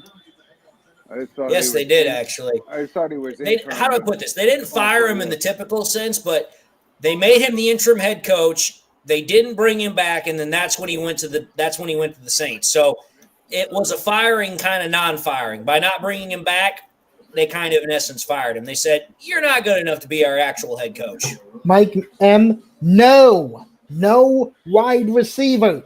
No. Lions aren't going to draft a wide receiver with their first overall pick. They're not going to do that. Well, no. I think, honestly, there's only two real picks that I think the Lions are going to go with in the first round. I think there's an 85% chance that it's an edge rusher, and it could be an outside chance of an offensive guard. It just really depends. You got any names? Think about it could be? Huh? You got any names? The pick I want is James Pierce. I want James Pierce out of Tennessee. I look at him, and I'm just like, dude, that is the guy that is the perfect fit for the Lions. The only other guy that I would really, really think that would be a good fit would probably be Jack Sawyer. Wow. The Dolphins are taking defensive lineman Kenneth Grant at pick 13 out of U of M. I also know the Colts pick.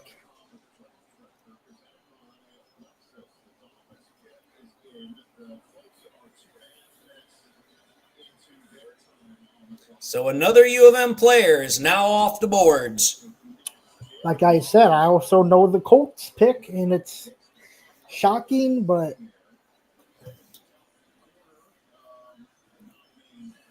not shocking.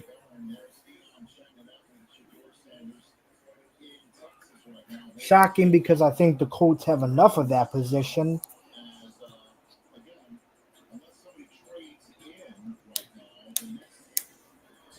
So far, this has been, I got to be honest,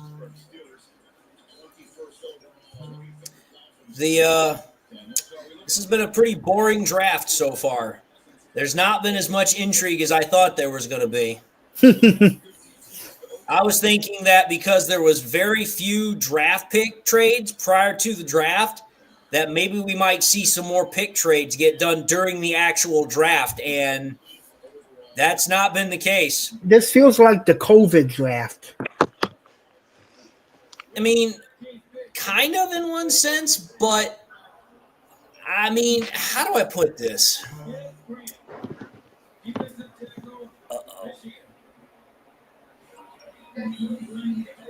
The Colts are taking tight end Tyler Warren.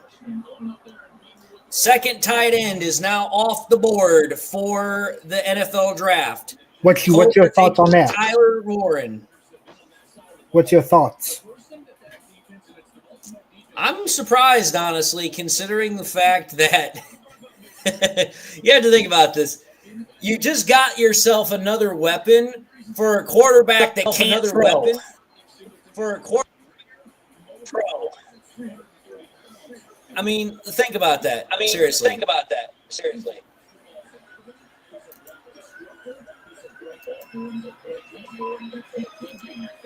The way I look at it is, remember when everybody wanted to say, oh, let's draft Anthony Richardson. He's such a great prospect.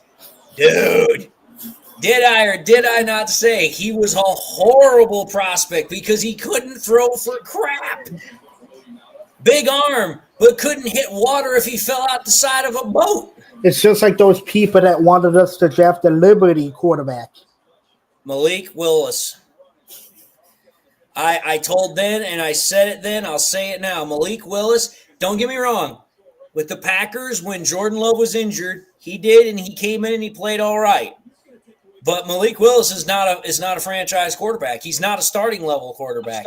He is a good backup quarterback. DC, you're echoing. Sorry? Oh, let me put you on mute again. Hold on a sec.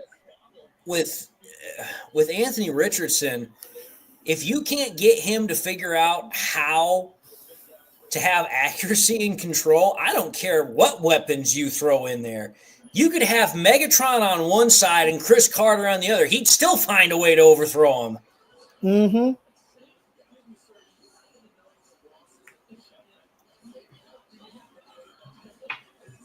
So, okay, we know what the Colts pick is, and that's at pick number 14. So we are almost officially halfway through the first night of the draft, folks. Atlanta is up after the Colts. Well, we know one position they sure as hell ain't drafting. Quarterback. Yeah. You took Michael Penix last year, and you've still got freaking Kirk Cousins on your books. Ain't no drafting of a quarterback this year.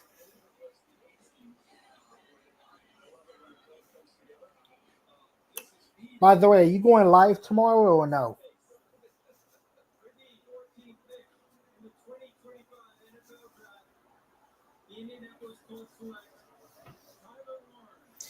True Grit says, what time do you think we'll get our pick? Well, it's 9:40 right now, and we're only halfway through. So I would say we'll probably get to our pick probably just before 11 o'clock, pick on the board. 11:15. I see your pick on the board. Did we trade up? I don't think so. I'm not seeing any trades. 15, 16, 17, 18, 19, 20, 21, 22, 23, 24, 25, 26. We're at pick 26 now. That's interesting. On NFL Network, if you can see it. I'm not on NFL Network. Hold on here. I'm digging. I'm digging.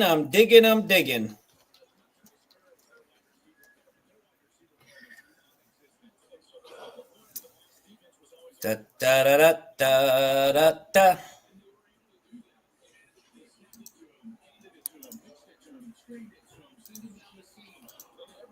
You can tell me if I'm wrong, but I think we traded up 2 spots.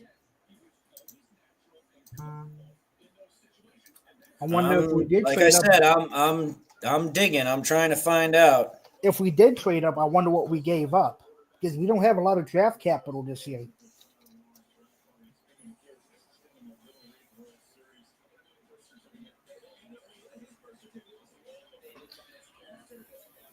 So far, I'm not seeing any news that the Lions have made a trade. Counting that this is 14, 15, 16, 17, 18, 19, 20, 21, 22, 23, 24, 25, 26, 27. Okay, never mind. I miscounted. I was about to say, I'm looking everywhere, dude. I'm not seeing us doing any trade. But I'll be honest. I'll be like, why would we trade up only two spots? Like that don't make no sense. Okay, my bad, people. My bad. I jumped the gun. I apologize. Because I've been like, I could see us trading like into the low teens, but why would we only trade up 2 spots? Well, like that just don't make no sense. If we're gonna trade up, we might as well do it now. Well, the way the board's falling, maybe we don't feel the need to trade up. I mean, I got to be honest with myself. This board is kind of falling almost similarly to the way the board fell last year. I thought for sure that there was going to be a run on edge rushers or corners or some shit. But so far, we've only seen 2 edge rushers be taken, and we haven't seen any cornerbacks be taken. So I'm actually kind of surprised at how the board is kind of falling, because the board's not falling at all the way I thought it was. Now, to be fair, though, we haven't really gotten to a point yet where, teams could potentially be doing this. Mike M. Shamir Stewart would be a good pick, in my opinion. I know a lot of people don't want him because of his 4.5 sacks in his career, but I don't think he would be a bad pick. Well, the way I look at it is this. There are still plenty of edge rushers that are on the board. We're already halfway through the draft at this point. Mm-hmm. So with every pick that keeps going means that there's a better likelihood that by the time we get to where we're at, the Lions might not feel the need to have to trade. Unless all of a sudden, just before, we get to our pick, hey, there starts being a run. But being able to trade up from like pick number 28 to 22 or 23 or something like that, actually, we wouldn't be trading up to pick 23 or 24 because that's the Packers and the Vikings. It would have to be the 21st or the 25th pick. Or the 22nd or the 25th pick. Not the 23rd or the 24th.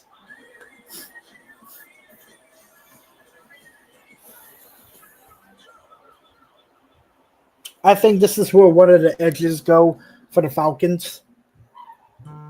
It could potentially happen.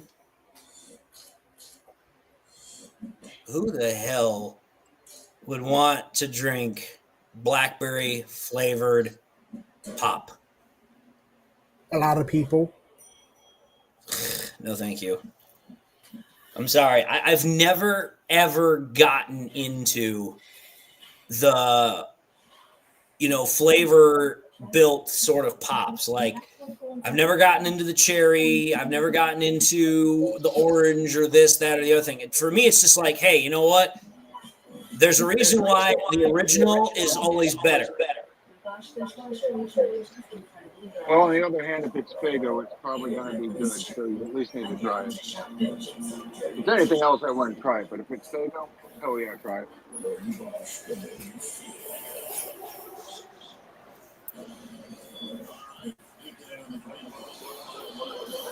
Well, Shedeur Sanders is supposedly Mel Kiper's best available player. Falcons are still on the clock and their time is ticking. Are they in a trade? We'll see. They've got 1 minute left. Time is running out. They're discussing in the draft room.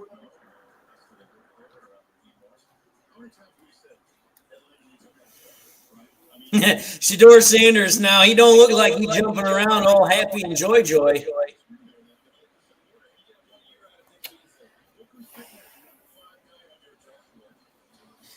30 seconds remain on the Falcons clock. And no pick has been revealed yet. Will we be seeing Nope, the first there you go. pick? Falcon pick is officially in. They are drafting.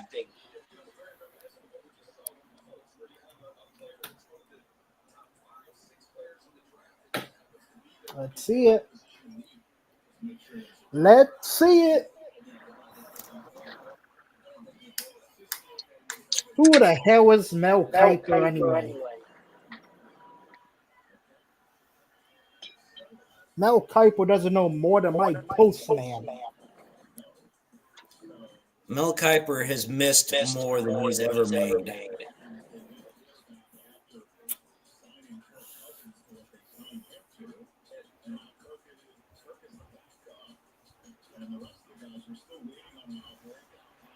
Well, the pick is in for the Falcons.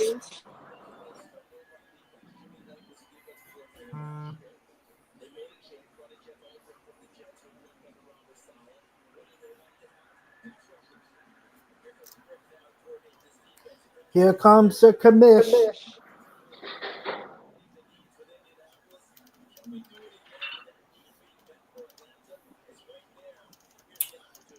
Roger Goodell.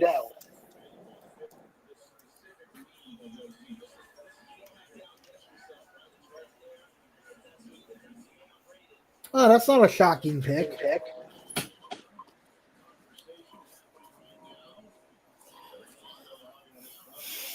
They needed that position.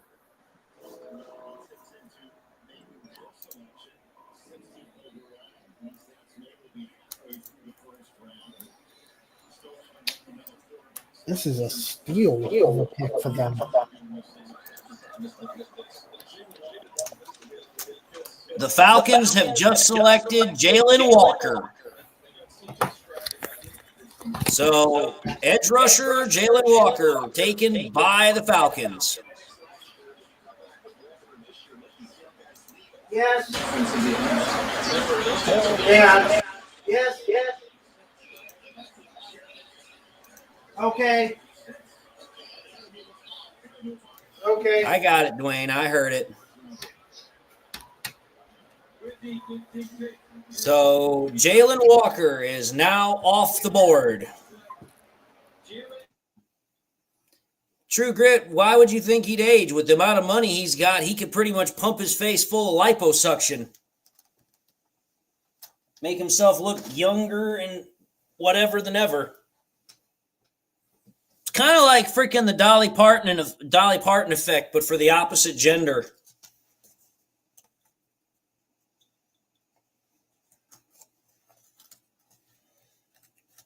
Well, Jalen Walker's gone.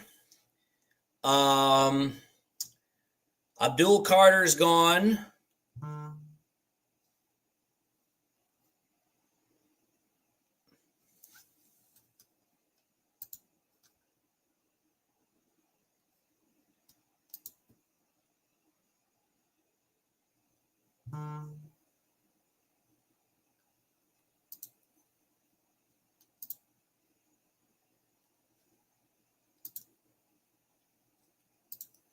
I mean, I've heard that same thing too about us at 26, but there's been no announcement of a trade, and I don't see that happening, to be honest.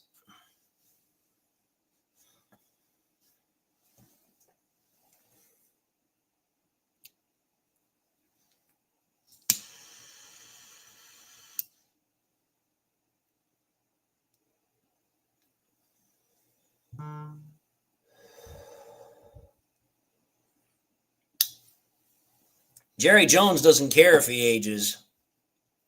Plus, on top of that, Jerry Jones is the devil incarnate. So what does it matter if he ages?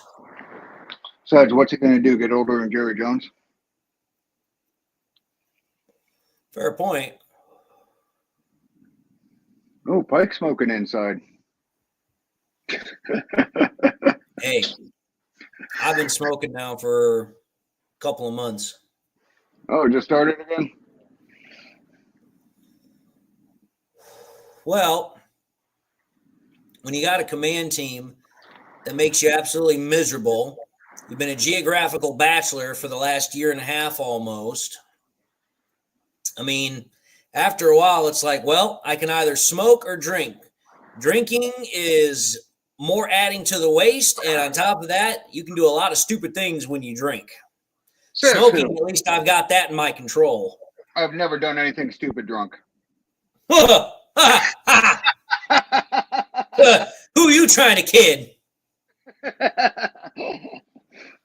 Hell, I've done plenty of stupid shit while I've been drunk. Granted, I haven't been drunk a lot. I think I've been drunk 2 or 3 times in my life.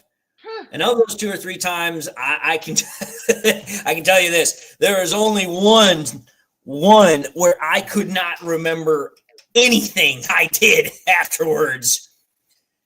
And that was my wife told me we were on vacation and we were sitting down, we were playing a game, and we had adapted it to where it was a drinking game. And, you know, as one should, all of a sudden, according to her, I was sitting on the couch And all of a sudden I said, I'm tired. I'm going to bed. And I don't remember saying that. Next thing I know, I'm waking up and I'm like, oh, my head. Oh, yeah, that happens. I'll tell you this right now. I figured out very quickly, having a hangover, it ain't fun.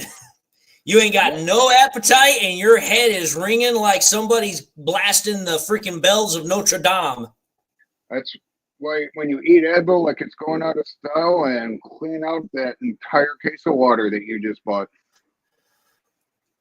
Or get a lot of coffee. Oh, I haven't even gotten that far yet. Coffee was assumed. Unfortunately, I didn't assume back then on coffee. I just was like, like, I'm going to say this right now. You want to talk about people saying, oh, when kids wake up to go to school, they're like zombies? You want to talk about a zombie?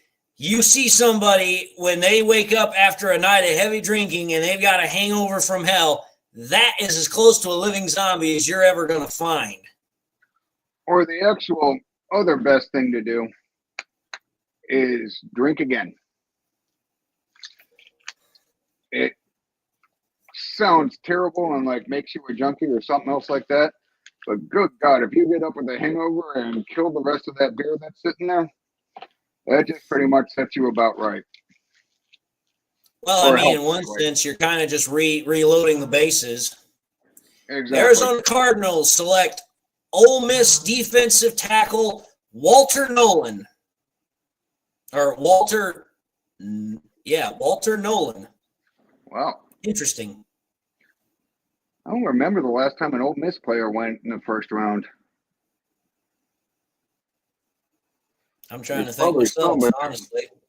They're not a first round, what should I say, a pipeline college for Not anyone. typically, no.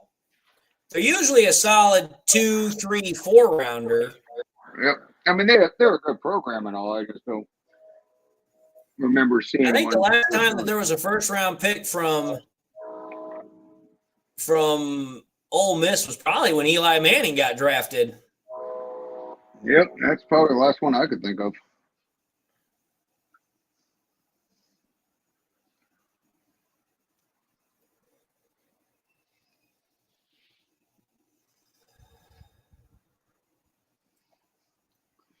Oh shit! One of the funniest drinking stories I ever had was I wasn't even drunk, but me and my ex-girlfriend were in Nashville, and it was our last night there after a long week, and I just went down Broadway and the rest of Nashville, went to the Johnny Cash bar, the Kid Rock bar, the George Jones bar. Decided to have tried Nashville chicken the first time before I left, and that was the only thing I had eaten all day. And I was still sober. It was just like, oh, okay. Just sat there talking to my girlfriend in the hotel room, and out of nowhere, I puked.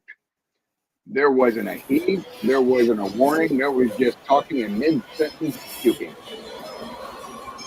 Right on the hotel floor. She was pissed. I was more like, there was no warning. There was no like, oh shit, I'm going to puke. I need to run to the bathroom. No, there was just, I'm talking and I puked in mid-sentence.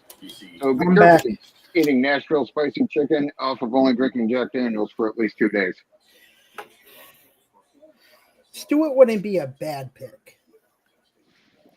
I mean, I thought the it was funniest fine. example I've ever seen of drinking, I was at college, and of course, it was Thursday night, Thirsty Thursday. And I was walking because it was one of those nights. I wasn't quite old enough to drink yet, but that didn't stop a lot of people in college.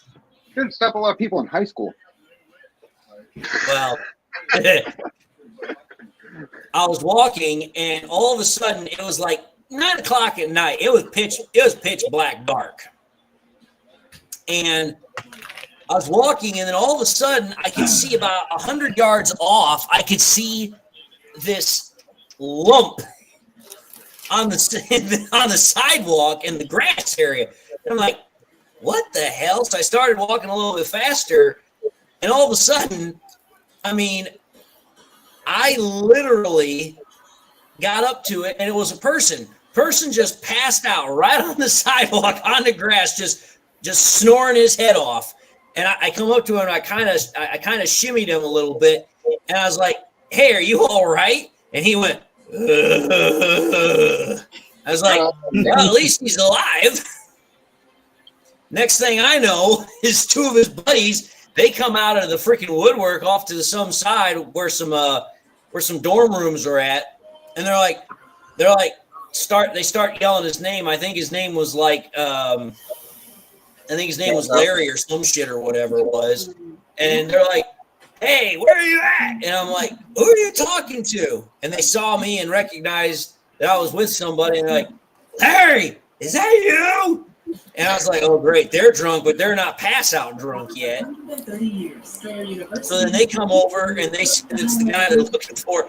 They pick him up, and you want to talk about trying to drag dead weight around. That was about the equivalence of it. It was just hilarious to watch, because I was like, this dude is literally 3 sheets to the wind, and you might as well be dragging around a dead body, because his legs weren't working. Nothing on him was working. Damn. Nope. I didn't know what a vestibule was till I woke up in one in LA. I was out bar hopping and I woke up and I'm like, where am I? I'm outside. This isn't good. I looked around and it said something vestibule. I looked around, I'm like, oh, this is the vestibule. Good thing was it was only a block away from my hotel. So I almost made it. The pick is in for the Bengals. I'll say this. When it comes to drinking, there are 2 things that you never want to do. You never want to wake up and find yourself in another person's room and find out that the person that you're with is uglier than your standards. That sucks.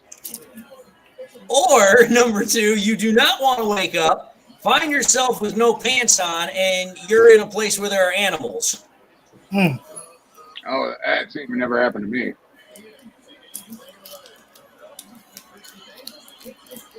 I mean, I woke up in a hospital once because they cab threw me on the sidewalk and someone called the ambulance outside of my apartment with my address right there. Asshole. It's like, y'all could have just taken me up to my room. Or just let me sit there. I'm already home. I'm home. You don't need to call an ambulance for me. That sucked. My cell phone was dead. The only number I had memorized was my ex-girlfriend. I had her come pick me up from the hospital. I've never gone to the hospital for anything. But I remember one time when I was out running and I got hit by a car. And not running fast enough, I take it. I remember when I got hit and coming down that road was an ETMS, and all of a sudden the freaking person in that said, "Hey, do you want to go to the hospital? Do you want to seek medical care?" And I was like, I don't know. I was like, I don't know if this will be covered by my parents or not, so I'm going to just say no and go from there. The Bengals have selected at pick number 17, Texas A&M edge rusher, defensive lineman, Shamar Stewart. Joe Burrow is going to die. Yep. Think about it. Every single freaking draft, they have not drafted a freaking lineman. I'm imagining Jim Carrey gif. Oh, come on! There's celebrations all over every town in the AFC North right now. Be like, great, we get more sacks from the Bengals. Well, I mean, think about it. It's like you clearly have with Joe Burrow a quarterback that can obviously, do a lot for you. I mean, he almost passed for 5,000 yards last year, and obviously he's a great quarterback. But I'm sorry, the Bengals are making the same mistake that the Lions used to make for years with either not drafting linemen or drafting shitty linemen. Rather than protecting their quarterback, they keep trying to add all these other weapons elsewhere, and it never works. And Joe Burrow ain't going to do any good if he's on the IR. Nope. All right, pick number 18, Seattle Seahawks. I'm imagining the Joe Burrow, doing the Jim Carrey drift, drinking a drink of water, and say, "Oh, come on!" That's from Liar Liar, probably one of his best movies. My favorite scene from that movie is when he goes back to his wife's house in a cab, and she's like, "Where's your car?" And he's like, and then the next thing you see is he's at the DMV, and he's like, "Oh, you have no idea how much this means to me." She's like, "Oh, yes, I do." She's like, "It means $6,574. And then he's like, "How do you sleep at night?" And the next thing he's like, "I'm taking this." He just writes out a check. It's like, oh, great. My favorite part from that entire scene is when the guy from the DMV drives up with the car, and he's like, "You scratched my car." And he's like, "No, I didn't." He's like, "Where?" And then the next thing he says is, "Right there." He's like, "Oh, that was here when we got it." He's like, "You liar." He's like, "You know what I'm going to do?" He's like, "What?" He's like, "Nothing. Because by going to court and doing this," he's like, "you're not going to show up and it's going to be a waste of my time." So he's like, "What I'm going to do is I'm going to piss and moan and I'm going to take out the tailpipe." And he's like, "You've been here before." He just tosses him the keys and Jerry's like, "Dang." And I'm like, oh, that is so relevant to the life of many a human being. I mean, I swear if I didn't do what I did. Oh, well, I know some Lions fans and some Detroit fans are not happy. The New York Knicks have beaten the Pistons in Game 3, 118-116. Shit. By the way, we have a trade down scenario. The Seahawks have traded down. Are you sure it says the pick is in for them? I could have sworn I saw it. It said they're trading down. Well, right now on ESPN, they say the Seahawks pick is in. Oh, well, I've been wrong before. White out here.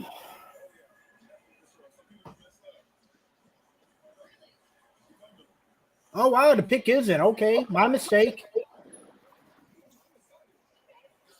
Well, excuse me. What do we think the Seahawks take?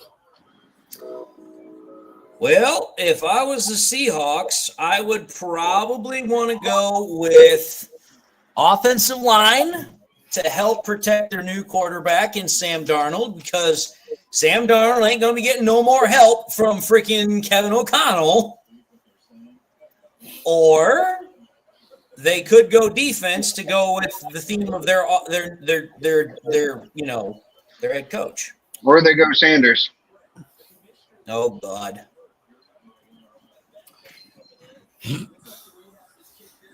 I have a feeling. Your starting quarterback, you got to think about drafting. The Seattle Seahawks are selecting freaking Gray Zabel, North Dakota State center.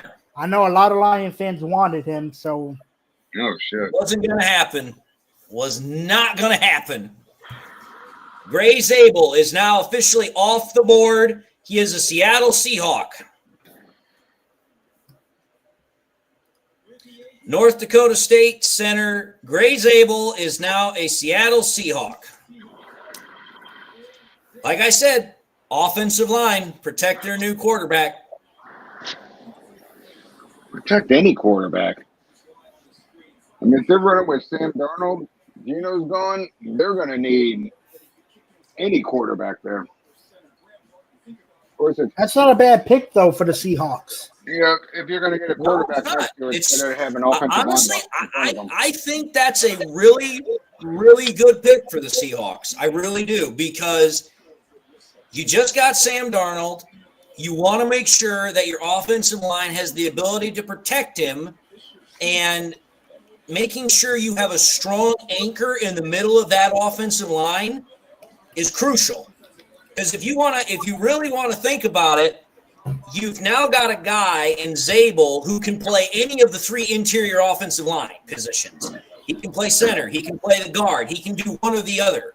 So for me, I think that's a great move by the Seattle Seahawks. And the fact that they were able to get Gray Zabel at pick 18 when a lot of people would have thought he'd have gone earlier in the draft, I think that's great value for them. They got a great player at great value. Tampa Bay's on the clock. One of the Tampa Bay Bucks, yes, they are now on the clock. Pick number 19. We are getting closer and closer to the Lions selection, only 9 picks away. And still, there are plenty of edge rushers on the board. And offensive line, in case people want offensive line. With Zabel gone, I don't think anybody's going to be going as much for the offensive line gig. Zabel pretty much was the primary component for a lot of people when it came to the offensive line. I've heard here the Ohio State going. And we don't need guards. We need a left tackle and a center. Oh, don't sell that to most people. They feel like, oh, we need to replace Graham Glasgow. It's like, dude, Graham Glasgow had one bad season. One bad season. And he's fine. He's also not near the end of his career like Frank and Decker are. So, I mean, that's who we need to replace in the long run. We need to draft their replacement. Honestly, I don't think Ragnow's near the end of his career like most people think. I think he's still got plenty of time. I think a lot of people are overplaying that whole situation from 2 years ago when he was like, well, I'm going to take some time to think things over. It's like, listen, as long as the Lions remain a contender, he's not going to retire. It's a question of his foot, is that injury and how long he can play on that injury. Well, I think he'll be able to do that for a while because if you think about it, ever since that injury to his foot, he still played like one of the best centers in the NFL. So Exactly. as long as that has not gotten worse or gets worse, then I don't think we're going to have to worry about that too much. Because remember what happened? What was it? I think it was last year or the year before last. What was it? Frank was dealing with an injury of some type, and all of a sudden, Dan was saying that he was in the middle of talking to somebody, and Frank Ragnow just came up to him, freaking punched him in the arm, and he said, I'm good to go. And Dan was like, what? And he's like, pow. I said, I'm good to go. I'm good to play. And Campbell said, that's Frank. That's what he does. First, I would probably say, ow. And then I would probably say, good, glad you're back. But first, I would probably say, ow. Bunny King, I agree with you. Compared to last year and compared to 2023, this draft is rather boring. According to ESPN, Manfred, the Buccaneers pick is in. So they're not trading, they are picking. Now, as far as who they're picking, don't know that just yet. The pick is in for the Tampa Bay Buccaneers. Oh, great. Now we're talking about Aaron Rodgers and the 2005 NFL Draft. It's like, dude, I cannot wait for the day when Aaron Rodgers freaking retires. We should have done that years ago, but oh well. I still have them. One great thing about it is that Kirby Joseph, thank you for the Lions locking him up. Yep. He at least retired him from Green Bay. Thank you. Oh, that was great. Last throw that Aaron Rodgers ever threw at Lambeau Field, picked off by Kirby Joseph. And everyone keeps forgetting the other one that was picked off that was called back. Hey, I don't care. Last throw he ever throwed as a Packer is an interception. It's like, hallelujah. I mean, Aaron Rodgers is great and all, but I think if he played with any other team but Green Bay, his numbers are nowhere near what he's put up. Well, this pick isn't shocking for the Bucs. I wouldn't be surprised if it isn't. The Bucs are usually a pretty good team when it comes to drafting. They have been for years. They usually make very sensible, logical I was kind of picks. shocked that this player was still on the board. There's a lot of players I'm shocked that are still on the board. But to be fair, I've said this before every freaking year. Every freaking year, it's the same thing. Everybody wants to talk about how, oh, well, the mock drafts and the draft simulators, this, that. It's like, dude, don't buy what they're selling. It's not even going to come close to happening. The Buccaneers, they are drafting a wide receiver, Emike Egbuka. Egbuka? Yeah, Egbuka. Say that. Ohio State. Say that 3 times. Yeah, say that 3 times fast. That's like, you know what? Screw just saying his entire name. I'm just going to go with Double E. Hey, Double E, come over here. But Coach, I got a name. I don't care. It's a tongue twister. Your name's Double E. I can come up with something more less eloquent if you want, but I ain't calling you by your actual name. Chicks with double E's are interesting. They have back problems, though.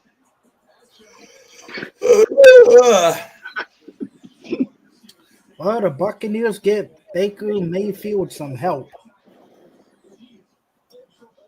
Well, the Bucs offense has Mayfield, Bucky Irving, Mike Evans, Chris Godwin, Double E, Jalen McMillan, and Cade Otton. I mean, that's a pretty damn good offense.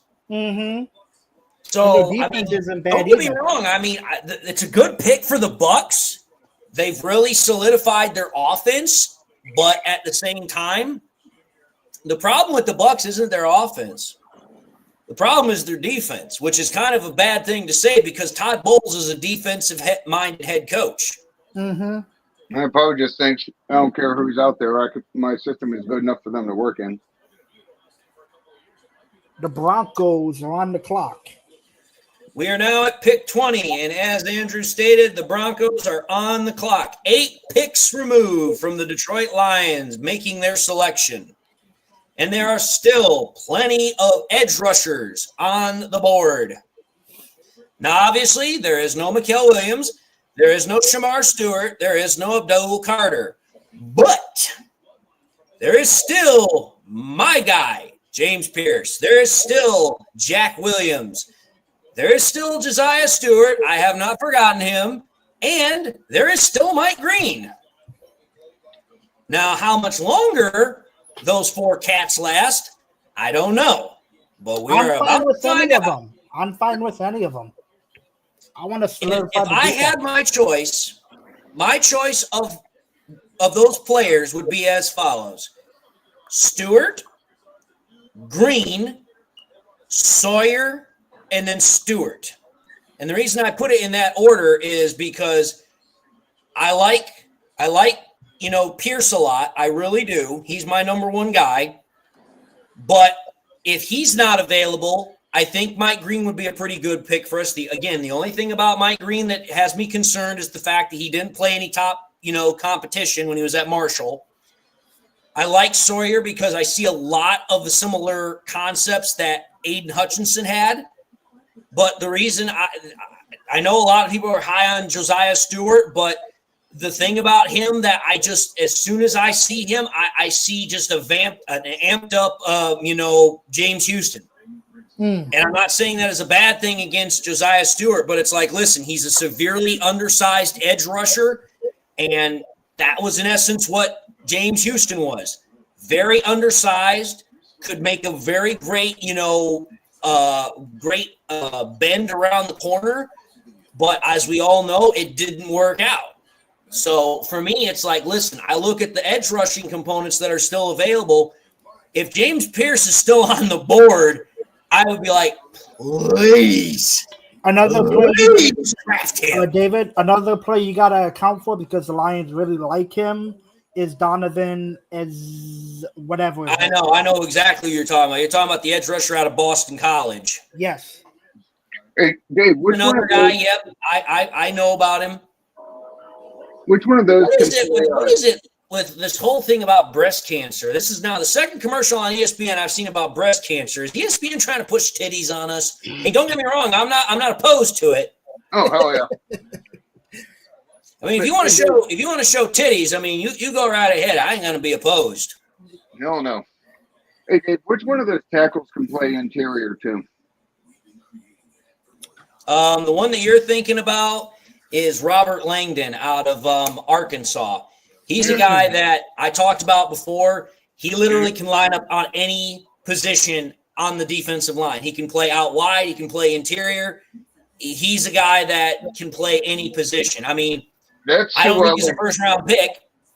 I don't. But if he was available in the second or third round, I would snag him in an instant. Because think about this. Could you imagine the Lions' defensive line with James Pierce, Aiden Hutchinson, DJ Reader, Aleem McNeil, Levi Onwuzurike, and Robert Langdon? Quarterbacks, you better bring some diapers because you're going to be crapping both pant legs all afternoon.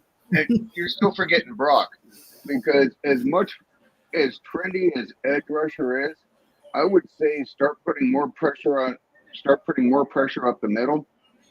And if you have two tackles that are going to require tackle help to help block, or eliminate the double team off an edge rusher, so both of your edges are only one-on-one because your center and guard, your tackles don't have any double team help because your center and guards are beating your can't block the two tackles, that's going to free you up more than a multi-million-dollar edge rusher. You leave any edge rusher one-on-one, particularly with Hutch on the end, that's going to, and then your tight ends aren't going to be able to release, that's going to fuck up anyone more than saying, oh, we have two edge rushers that every team is now designing to do. I want to say this as well. Another pick the Lions could make is Landon Jackson out of Arkansas. That's who I was referring to. I think I said his name wrong. Robert Langdon's what I said. Langdon Jackson, yeah. He's the guy that I look at, and it's like, listen, this is a guy that can play any position on that defensive line. Literally any position. He can play nose. He can play 3 technique, 2 technique. He can play 4, 5, 6, 7. He can play all the way out wide at 9. This is a guy who is very versatile on that defensive line, which is what I know the Lions like. But it goes back to that conversation I had earlier when it comes to the whole situation with pick value and player value. Is Landon Jackson a first-round draft pick? Based upon how this draft is going, no, he's not. But he would be an excellent second-rounder or third-rounder. Would you double up on edge rushers in the first and second round?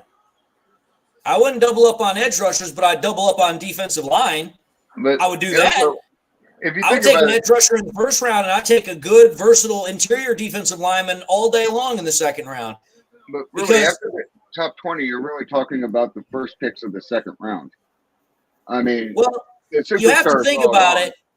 The Lions into the end of the second round. Well, the Lions do have a pick in the second round, but it is obviously towards the end of the second round. But again, Exactly. we've seen Brad move up for guys in any point. Yep. Mm-hmm. So we can move up. All right, the Broncos pick is in, and they are drafting cornerback safety, Jody Barron out of Texas. Well, whenever you list cornerback and safety at the same time, you probably getting a hell of a player. Well, that pick makes a lot more sense than Travis Hunter playing wide receiver and safety at the same time.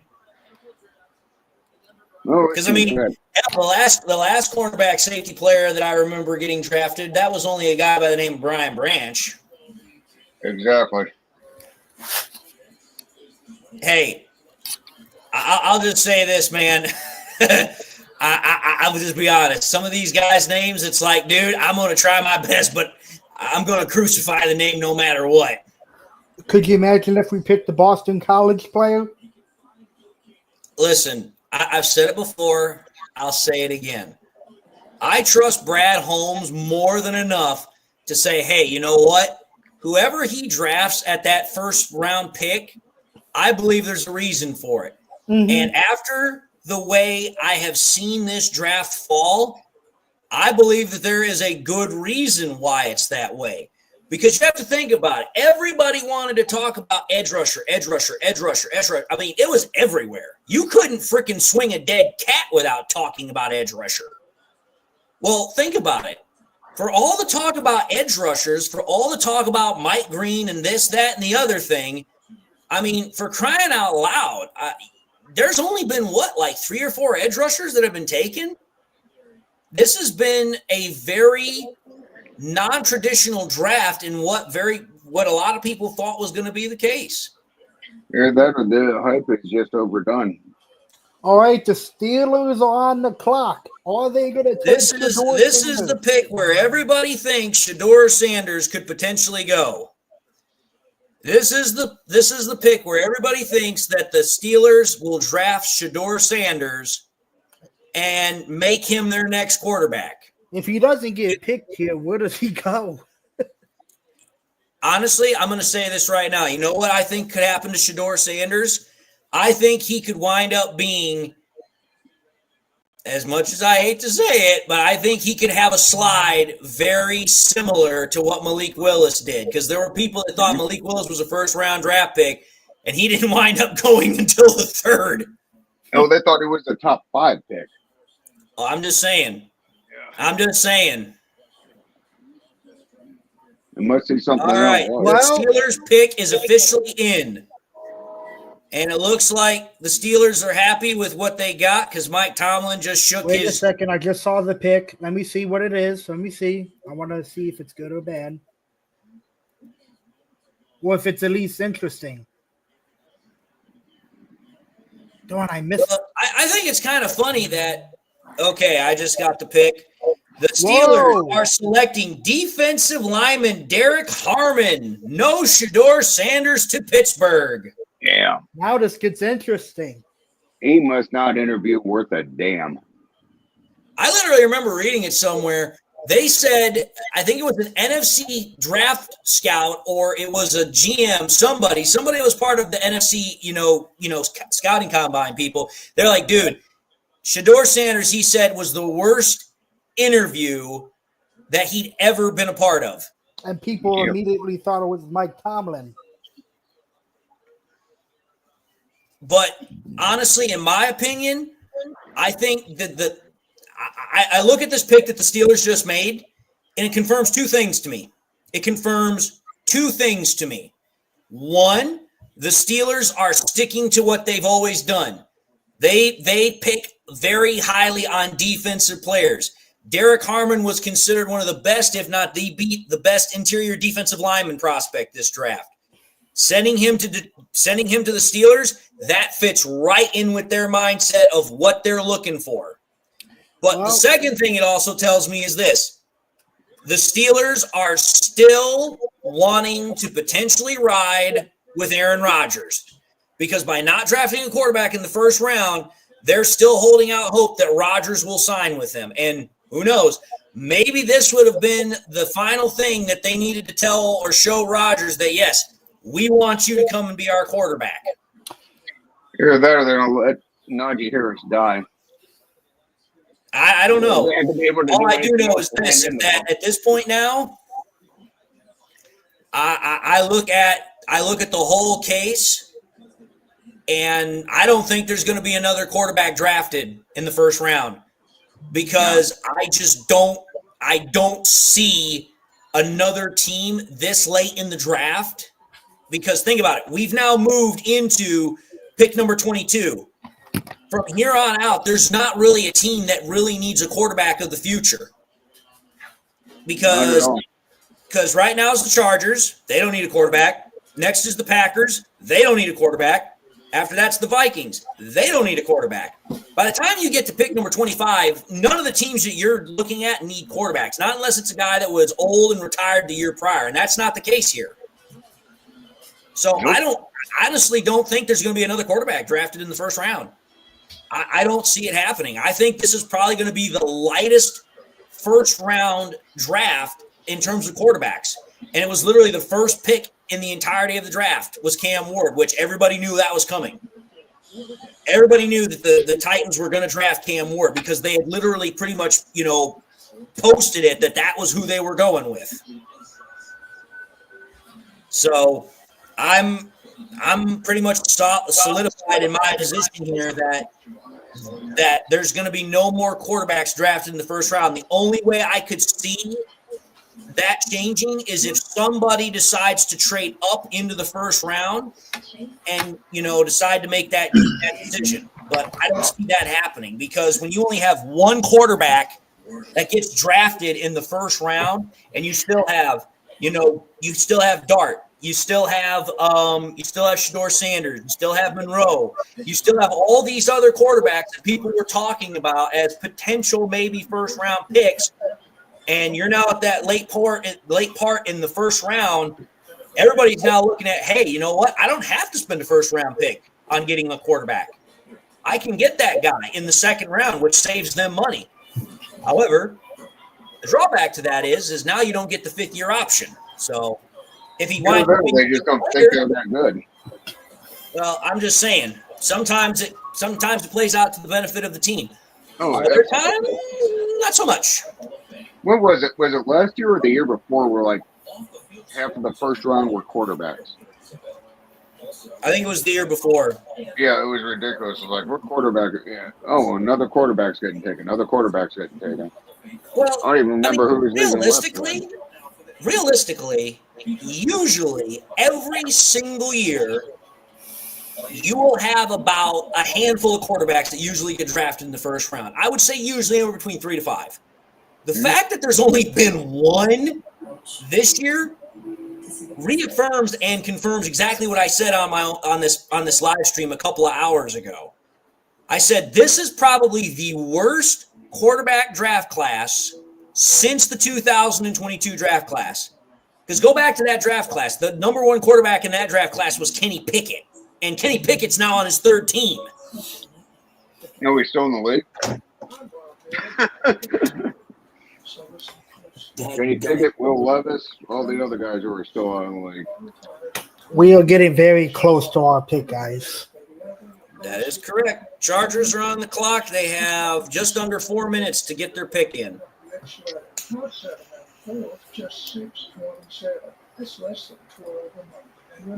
wouldn't be shocked if Harbaugh takes a running back. The Chargers, I could see them picking a running back. I could also see them picking a wide receiver because while they do have some decent options at wide receiver, they're inconsistent at times. Yep. I also could see I will say this. I also could see the Chargers go edge rusher because they do have edge rushers, but one of them is – did they bring back what's his face? The guy that used to play for the Bears and the Raiders. Khalil Mack?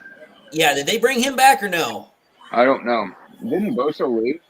Bosa went to Buffalo, didn't he? Or was that? Yes, he did. Yeah, he did actually. Bosa did go to Buffalo, so they could go edge rusher here too.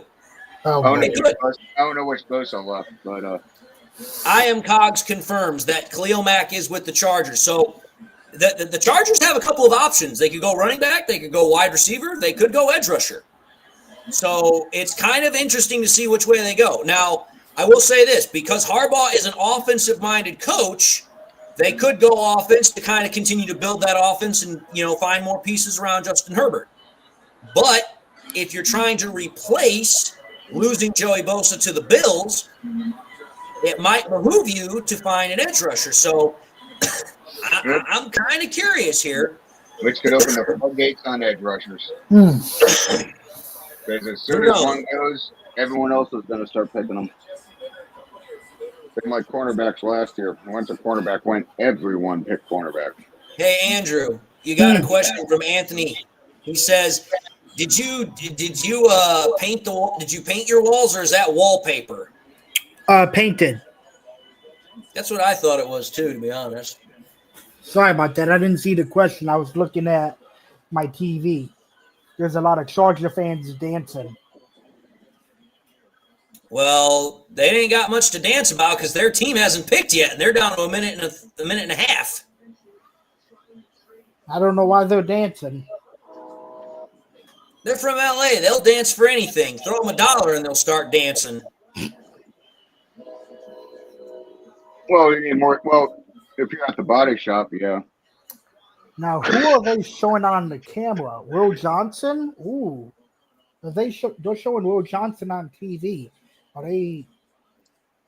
I mean, the Chargers could all stay a corner. I mean, the Chargers are one of those interesting teams. Like, are they good enough to get to the playoffs? Yeah, they're good enough to get to the playoffs. But they could use a number of different guys in different areas that could really help their team out. So I'm kind of curious because the Chargers now are down to 40 seconds and they still have not put their pick in. If they miss this pick, that would be hysterical. Well, that would be hard. That'd be Harbaugh for you.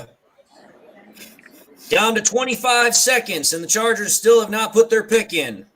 Harbaugh is going to go nuts. 20 seconds. He's arguing with the GM.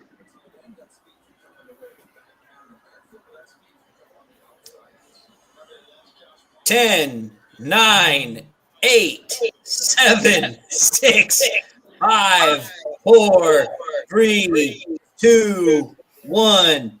Clock has expired. And the pick has now officially come in as soon as it went 0-0. Cortez Vernon, to answer your question, there are 10 picks still left. We are on pick 22 with the Chargers having now officially put their pick in. Don't know who it is. NFL waiting for drama.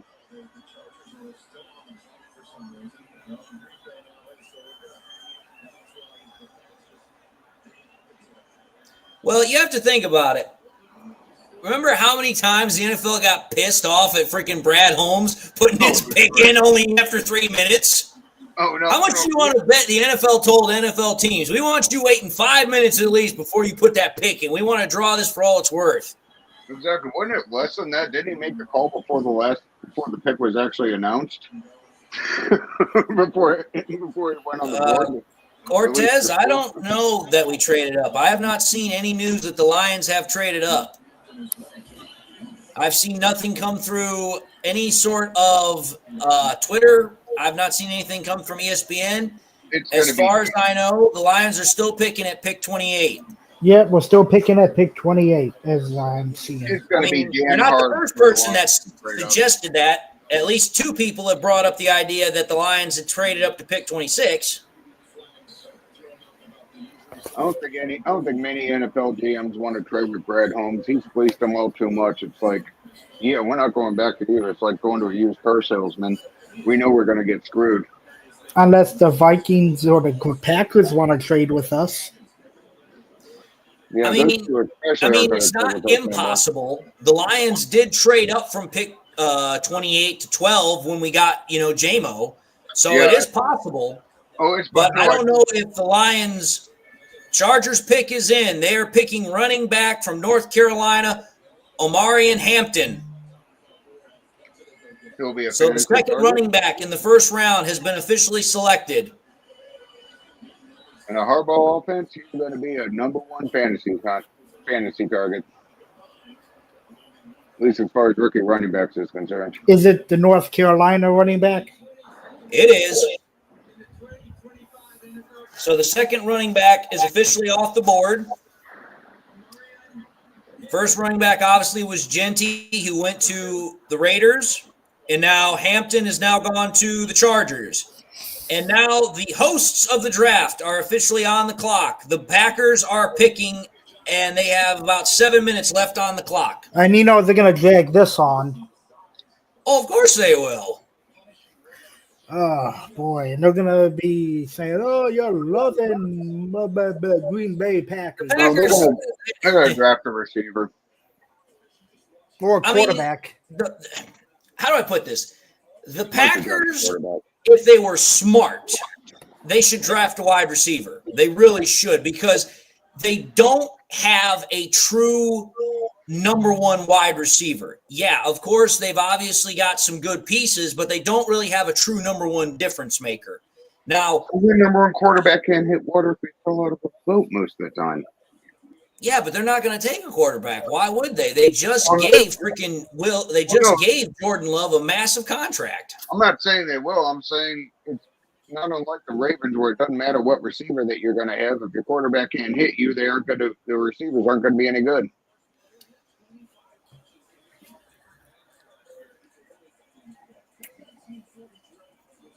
But I could see the Packers drafting a cornerback, because obviously there's been a lot of conversation this offseason about what the Packers are going to do with Jair Alexander. And obviously Jair Alexander, when he's healthy, he's a damn good cornerback. But that's the problem. He is seldom, if ever, healthy. Ian Rappaport is reporting that the Packers are getting trade calls just like the Chargers would. So it looks like there are teams that are trying to move up. Could it be the Lions? It could be. Could you imagine that? The Lions trade with the Packers and really screw the Packers fans out of their pick right now? I would do that just for the Grossy video. Oh, could you imagine Tom The Grossy Grossi? reaction video. Wait, we traded down for the Lions? He would go ballistic. He did that already. Tom Grossi, I mean, don't get me wrong. He's a Packers fan, and I get that. But you watch his videos, he's hilarious to watch. Oh, He's like one of the only Packers fans that I can stand being and watching and be like, okay, this guy's pretty cool. I can actually enjoy talking to this dude because, yeah, while he's a Packers fan, he represents a lot of teams very well, and he does it in such great class. It's kind of really fun to watch. You like that He's about video? the only Packers fan I can say, you know what?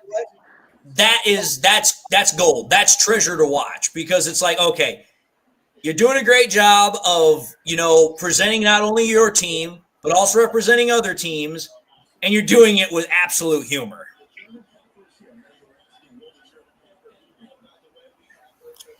If the Packers stay put, what do we think they take? A punter? Honestly, I think the Packers are going to either go wide receiver or cornerback. Or a punter or a kicker? No. Packers are just stupid, but they ain't that stupid. Because you have to think about it. The Packers drafted a kicker, what was it? I think it was a year or two ago, something like that.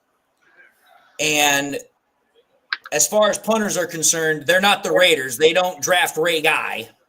Could you imagine if the Packers trade their pick and, oh boy, they trade their pick and their own? Well, right now the Packers are still on the clock with 3.5 minutes to go, so they're probably taking calls to see if whether or not they want to trade or not. Oh, I want to see these guys go nuts if they trade our pick to us. Oh boy. There'll be Packers fans trying to commit seppuku. Well, Campbell is still on the board. Campbell's still on the board. Stewart is still on the board. Green is still on the board. Pierce is still on the board. The Boston edge rusher is still on the board. So there's a lot of defensive edge rushing and pass rushing talent that is still on the board. But the Packers are still on the clock. They have not made their selection yet. They've got 2.5 minutes left. I have a feeling they're going to try to trade their pick. It's starting to feel that way.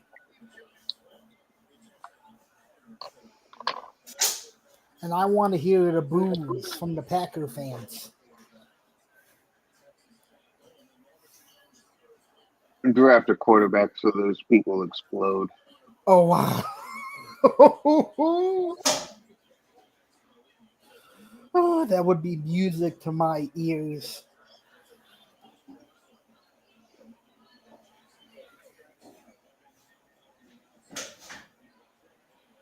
Well, let's see.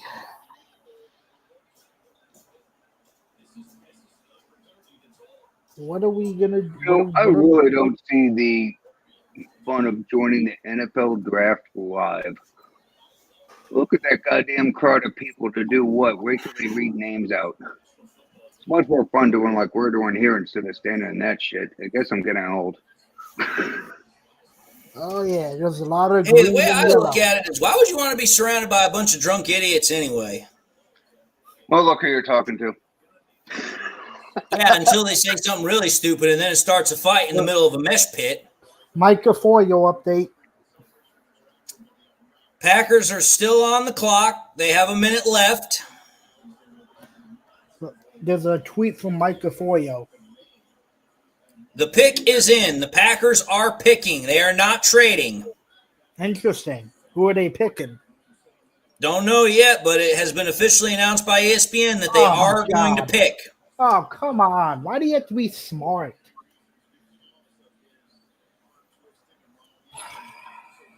Ugh. That's a good pick. A fascinating first round? No. This has been as far from fascinating as you could possibly have. This has been boring. Tedious would be the word I would go with. If you call watching paint dry fascinating, that's on you. The pick that the Packers made, it's a smart pick. The Packers have not yet announced who the pick is. I saw it on Twitter. True Grit, they are not trading. They are making their pick selection. And it's a good pick. Everybody's going to hate it. Maybe, maybe not. We will find out here. They're going to hate it because he's a good player. Well, at this point, let's be honest. There's still a lot of good players left. So, again, like I said before, I'll say again, even a blind squirrel will find a nut or two. Or as the other phrase goes, a broke clock will be right twice a day.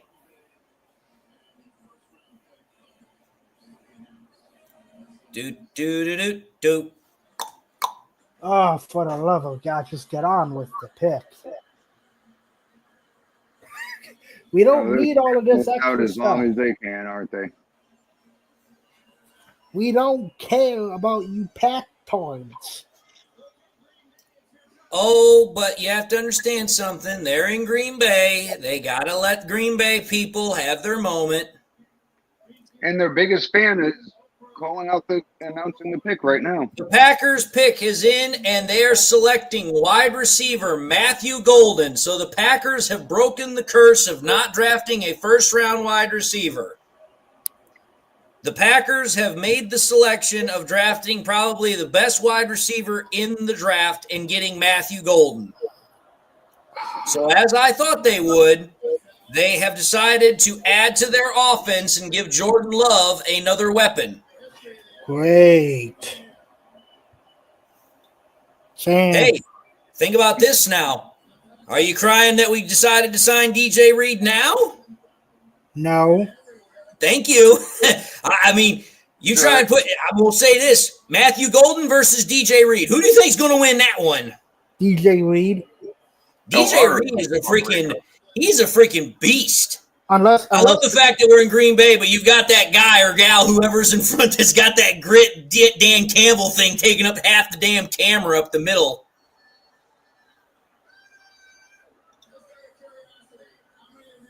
I'm telling you this right now. When it comes time for us to play, I really am looking forward to watching DJ Reed. I really am, because I look at him and I'm like, okay, this is a guy that is sticky like freaking maple syrup. He will be all over people. And not only is he sticky, but he is he's physical. He's feisty. Well, it depends on this. Are they going to call pass interference like crazy on us again? Hey, this isn't a Mario Warrior. Speaking of which, thank you, Mario Warrior, for going to the Cowboys and helping us continue to whoop their ass. Yep. All right, the Vikings, our other NFC North rival, are now on the clock. They have 5.5 minutes left. Please do something stupid. Kevin O'Connell do something stupid? Nah, that would be too easy. Draft something you don't need. Honestly, they don't really need a lot of anything right now. The How the fuck did Vikings, you get that necklace? Good Lord. the Vikings, honestly, I think what the Vikings could do here is I think they could go defensive secondary. I could see them go defensive secondary.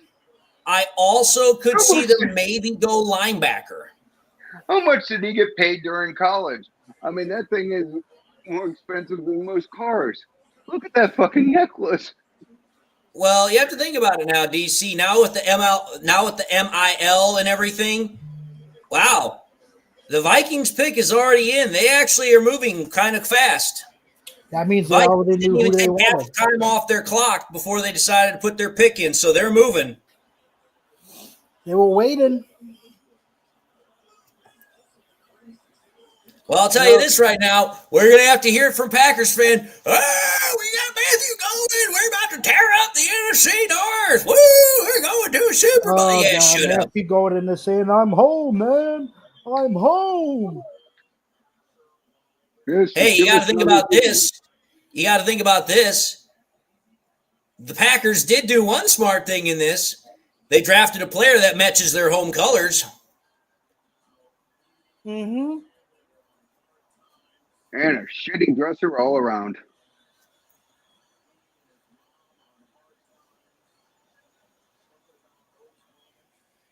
Ugh. All right, Vikings are on the clock. As I've said, their pick is already in. We have not heard what the pick is yet. We are waiting. They're just showing pictures of Brad Holmes and Dan Campbell. Dan Campbell is literally on the phone. According to Ian Rappaport, Eagles GM Howie Roseman is working the phones trying to trade up. I sincerely hope he's not trying to do it with the Lions. Well, okay. That's a good pick by the Vikings.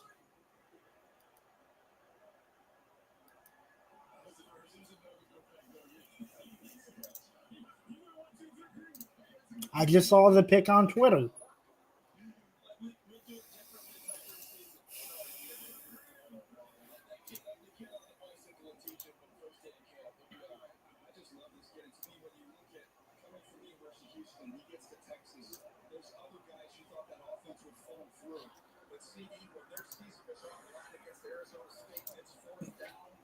Dude, I'm telling you this right now. This guy goes out and he bombs. I'm a reliable target. If you become a reliable dropper, you're going to become a reliable person to not have a job.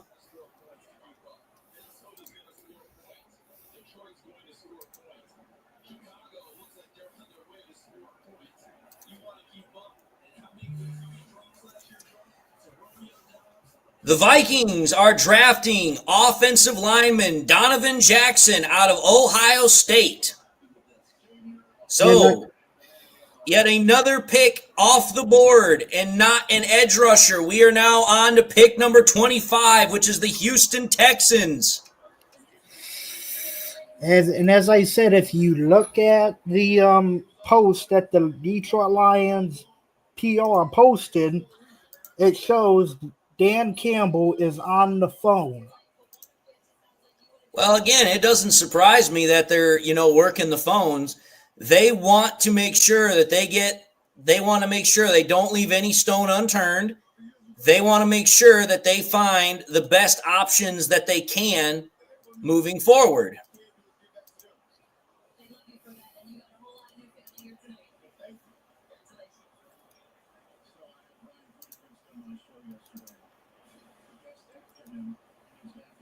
That's a good pick, though, by the Vikings.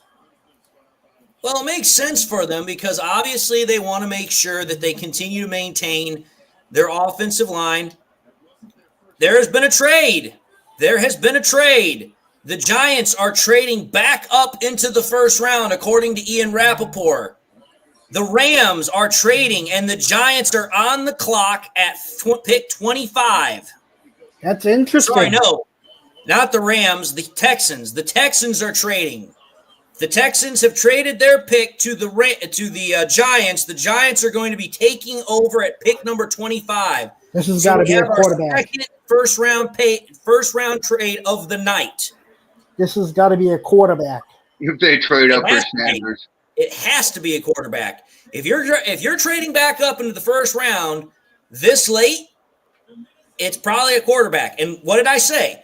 I said the only way that another quarterback gets selected in this first round is if somebody trades back up into the first round to go and get a quarterback. The Giants could get pick number 34. And I'm telling you this right now. You know who I think that the Giants could select? Or the Texans, I'm sorry. I think the Giants could be going to select Dart. I think that's who they're going for. Dart is probably the next best quarterback on the draft board. So I think that's who the Giants are going to go for. So the Texans have traded pick number 25 in exchange for the Giants. Hold on here. I just saw it.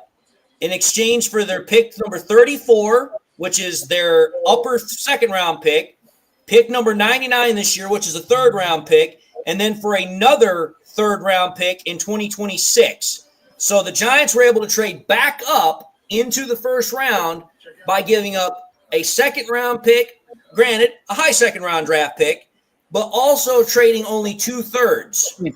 So that tells me that the draft compensation this year is maybe not as high as what some people were thinking. And everybody now is thinking, oh, could it possibly be Shedeur Sanders that the Giants are trading up? They're not trading up for Shedeur Sanders. They're not going for him. I really don't think that that's going to happen. Because right now they're showing the Shedeur Sanders camp, and I'm sorry, Dion does not look happy joy. well, would you be too if your sick kid went to the New York Giants? Yeah, I wouldn't. I'd be like, Giants haven't had a good quarterback since Eli Manning, and before that, it was Phil Sims. David, you and I were both correct. I know It's a quarterback? Dion might pull Manning and be like, my kid didn't Let sign me up guess. Dart. Yes. I knew it. Giants are going to select Jason Dart, quarterback. Sorry for spoiling that pick. It's not a spoiler. We both knew what it was for. Again, you do not trade back up into the first round unless you're trying to go for a quarterback. And think about it. It makes perfect sense for the Giants. Okay, you already have Russell Wilson.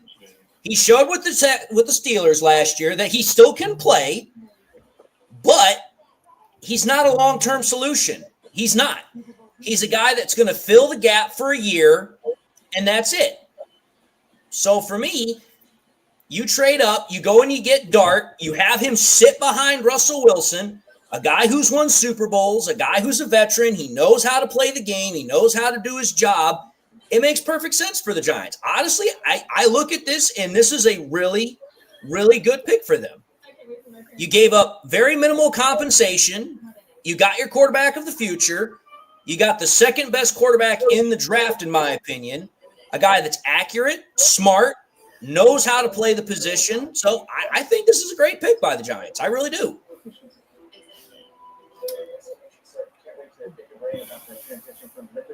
Yeah. Now the Rams are next. Rams, what could they do? Rams, honestly, you know what I think they could do? Go after I would themselves. not at all be surprised. I've got this funny feeling, but you know what I think the Rams could do here? What? I think they could go wide receiver and just add more offensive weaponry for Stafford. I was thinking You got rid of Cooper Kupp, who went to the Seahawks, but you got Devontae Adams and you got Puka Nacua. If you add a third weapon to that, that's going to be a hard-ass offense to stop.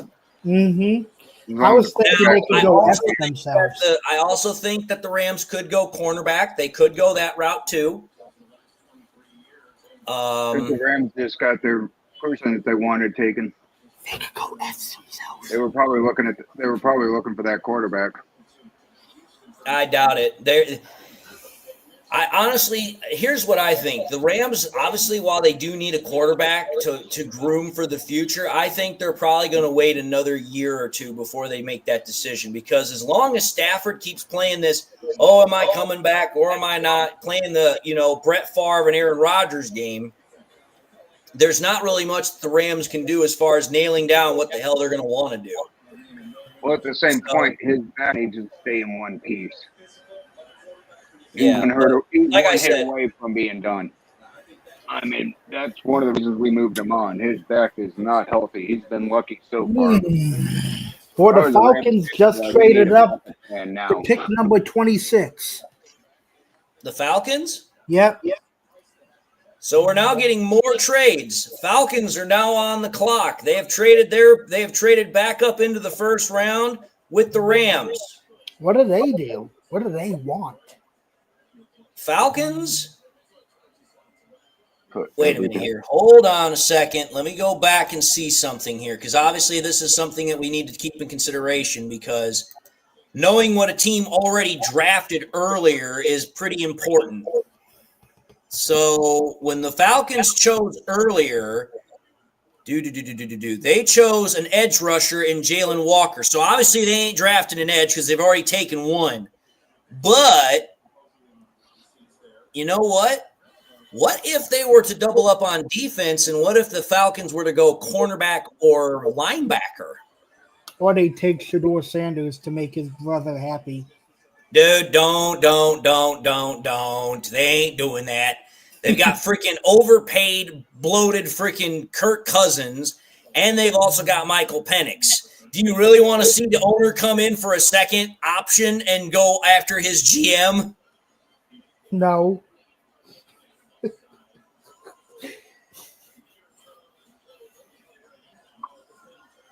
We already know. Two first rounders this year. Well, Giants fans have a reason to cheer. They've had a pretty good draft tonight. They got Abdul Carter, arguably the best edge rusher in the draft, and they got, Jackson Dart, who is the second best quarterback in the draft. So I think the Giants have done very well tonight. I would say the Giants are probably one of the winners of the draft tonight. What did the Falcons just trade? A 2026 first-round pick next year?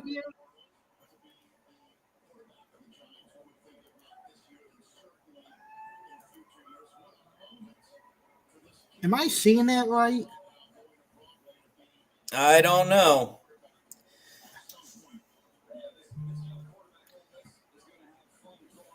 But you also have to think about this. This makes sense why the Giants did this, because now, DC, remember what you were saying about earlier? About Ole Miss players not getting drafted in the first round? Two Ole Miss players have been drafted in this first round. Exactly. Yep, it's true. Tom Pelissero confirms it. Falcons trade pick number 46, 242, and a first-round pick in 2026 to the Rams. So they're trading a second-round pick, a sixth-round pick this year, and then a first-round pick next year. So, I mean, if you're going to trade a first-round pick to go into the bottom of the first round, you got to be trading for something pretty big.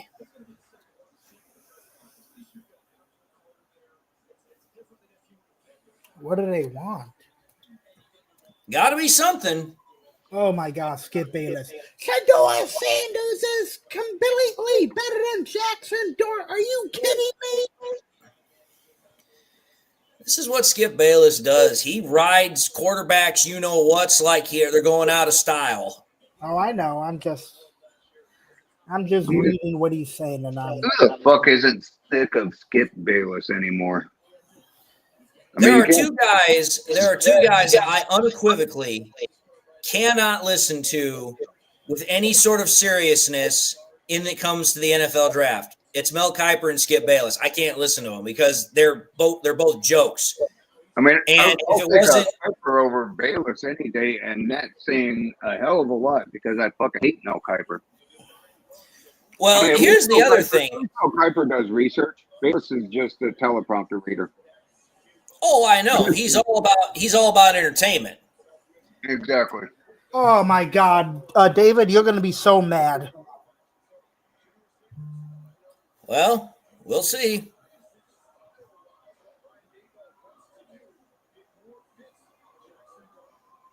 I'm so sorry, dude.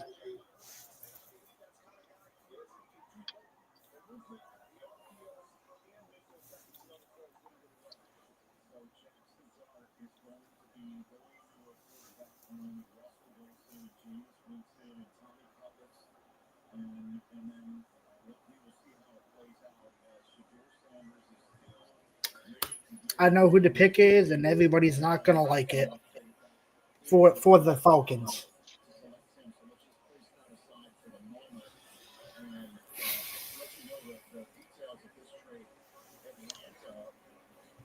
Hey, we'll see what it is when it comes out. The way I'm going to say it is this. If it's the guy who I think they took, I mean, it's smart of them for them to go after him. But the way I look at it is, hey, you know what? There's other guys. Is it the guy that I would have preferred? Absolutely. But you know what? There's other guys, which is why I don't just set my sight on one particular dude. But it is who I thought it was. The Falcons are selecting edge rusher James Pierce. So the Falcons actually decided to double up on edge rushers this year by taking Jalen Walker and taking James Pierce. That's pretty damn smart of them. Dirty birds. Well, hopefully with all this attention edge rushers are getting, they might call holding a little bit less than they normally do. Well, here's the thing. The Lions now are 2 picks away from drafting. Okay, James Pierce is no longer on the board. It sucks. I wish we were going to get Pierce. But you still got Mike Green. Landon Jackson. Got Jack Sawyer. You still got the kid from Boston College. There's still a lot of damn good edge rushing talent. So you know what? I'm not going to get James Pierce. Yeah, it sucks. But you know what? I'm fine with it. Because there's still a lot of other good guys out there. Landon if Jackson is available. The last person and we'd lost him, then yeah, you know what? I would have been pissed. Mm-hmm. But you know what? I know that there's other great picks out there that the Lions can make. And like I said, James Pierce is the guy I really wanted. But you know what? We could still get Mike Green. We could still get Jack Sawyer. We could still get the Boston College kid. There's a lot of good talent. Landon Jackson could be a pick for us. No, Landon Jackson's not getting picked in the first round. He's a good player, don't get me wrong, but he's not a first-round talent. He's a good second-round pick. I could definitely see that. But first round, no, that's not going to happen. I would pick him in the I don't know. I wonder what Brad Holmes is thinking right now. When he's looking honestly, at if I had to think about it, I would say Brad Holmes is probably like, man, this draft probably couldn't have gone better than what I wanted it to. Because think about it. He's probably looking at the next scenario he already has mapped out. He probably has this whole draft already mapped out in one of his many scenarios. Oh, I have no doubt. Yeah, I mean, he's like, okay, go to plan B.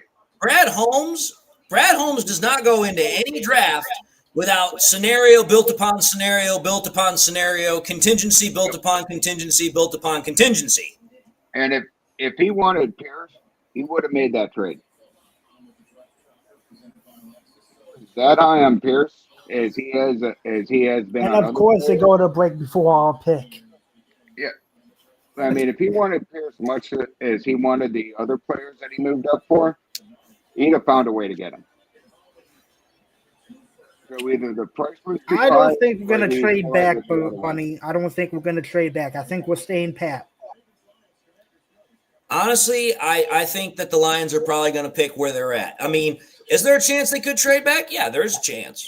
There is a chance. But I think what Brad Holmes is now seeing is that, hey, you know what? We're starting to get to that point in the draft where, hey, people are starting to go after edge rushers. And while there's still a good amount of edge rushers out there, if you're wanting to get a top-end player, a top-end edge rusher, 28's the pick to do it. Because like I said, you could still get Sawyer. You could still get Green. You could still get Stewart. You could still get there's a lot of guys that are still there. I wouldn't take Sawyer in the first round. I would take the Boston College edge rusher. Well, like I'll be honest. If I had to take a choice right now, provided, of course, he doesn't get picked by the Ravens, which we don't know what that is, but the Ravens pick is in. If he's there, I think the best player that the Lions could take now would probably be the Boston College kid. That's honestly who I think would be the best player for the Lions to take. And there's nothing wrong with that guy. Nothing wrong whatsoever. Just have to, wait and see what the Ravens do here. Oh, these commercials are Jesus. Just know they can save hundreds on car insurance by checking Allstate first. Like to check the game was actually over. Well, I'm not seeing anything on Twitter about who the Ravens picked yet. We know the pick is in, though. Yep, and the Lions already put on their Twitter 3 clock signals signaling they're on the clock. So they're obviously already working. Well, I think we stay pet. I doubt we trade. Will Johnson? What are you gonna do? Trade up? I mean, I don't. No. Yeah. I don't see the Lions drafting a cornerback. I don't see it. We drafted 2 last year, and we just signed a cornerback this offseason. We good on corners. Because think about it. We got TA. We've got freaking we've got Rakestraw. We've got DJ Reed. We've got freaking Robertson. We're good on corners. Mm-hmm. Well, hell, as many as they're hurt, as often as they get hurt, what's another one going to be unless they end up on the IR too? We almost got a kind of good pick by the Ravens. Very good pick.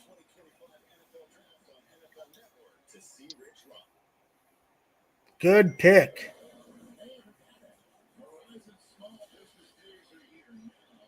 I don't know if anybody else has seen it yet. Nope. I'll say this: the commercials for this draft have been rather peculiar.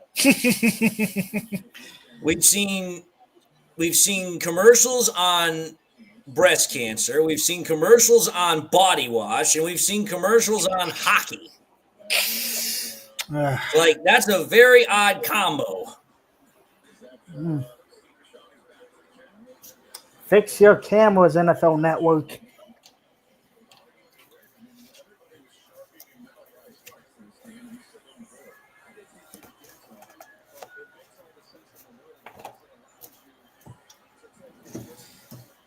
Well, dude.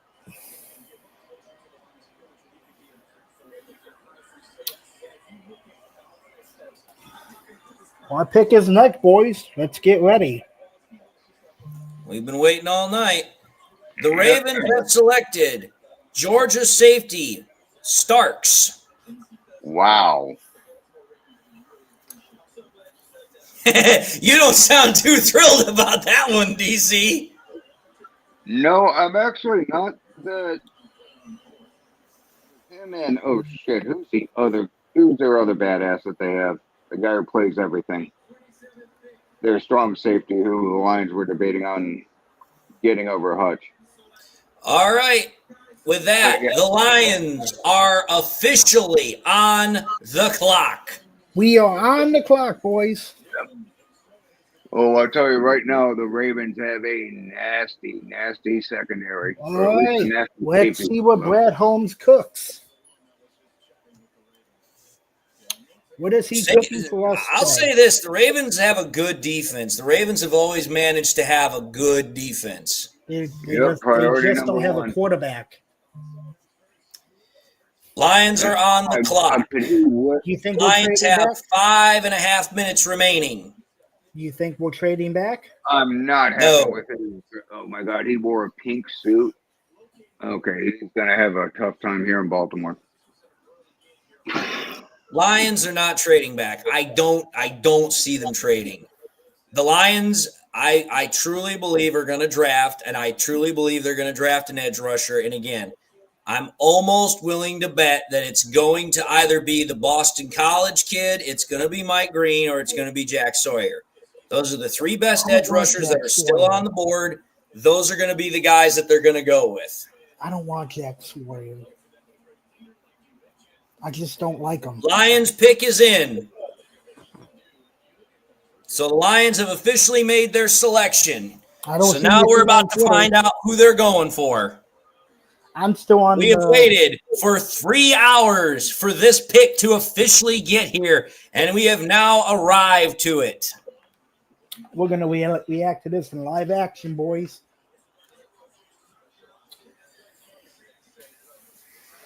I'm taking deep breaths. I'm like, I don't know what to expect.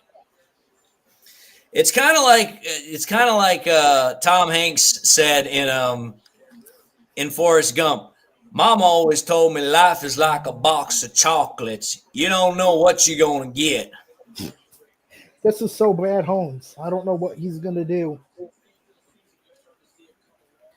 He's probably been trying to trade out of this pick. Well, I know this much. When it comes time to actually have the draft, what's the word? Press conference?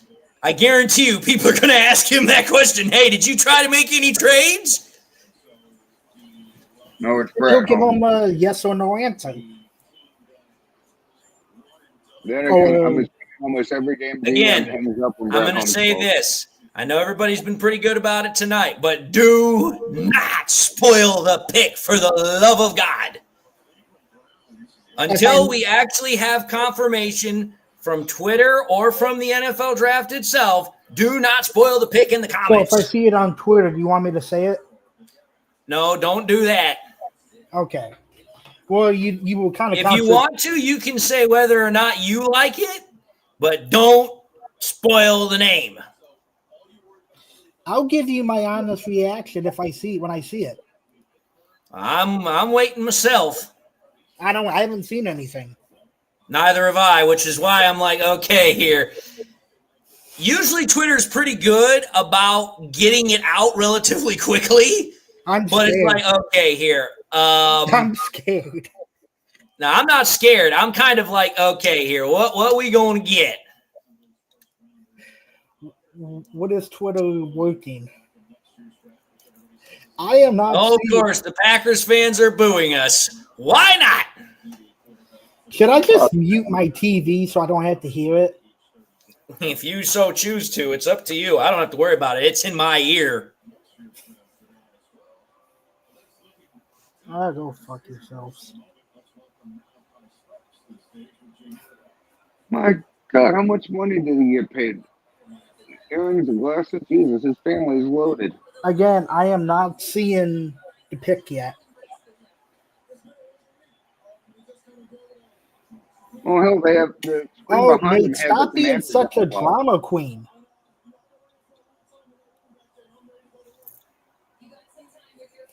It's already made. You could see it behind Bye-bye, the. Lions. What are you talking about? You could watch the teleprompter behind him. Just They're talking about. ignore it, folks. Just ignore it. Here we go. I have no idea. I'm looking all over Twitter to see if they announced it, and I'm not seeing anything. This is rather peculiar. I'm not seeing the typical reaction out of Brad Holmes, though. That's kind of cute, kind of peculiar. Because every time Brad Holmes is drafted in the past, save obviously the one last year, like he's damn near, broken the table. Wow. The Lions are selecting defensive tackle Tyreek Williams. Who? Tyleik Williams, Ohio State. Wow. Told you, I was thinking they were going to go inside depending on Levi and Brock. They got a run defender on the inside, not an edge rusher.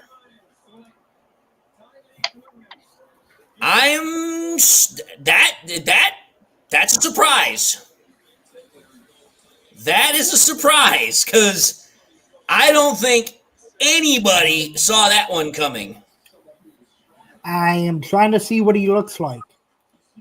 Well, it's like I was saying earlier, just push it up the middle. Everyone's going out. Oh, shit, I used to live in Manassas. Oh, shit. But, yeah, if you can get pressure up the middle, everyone's defending the ends with Malik on the outside and the inside. So Really his pro comp is BJ Hill.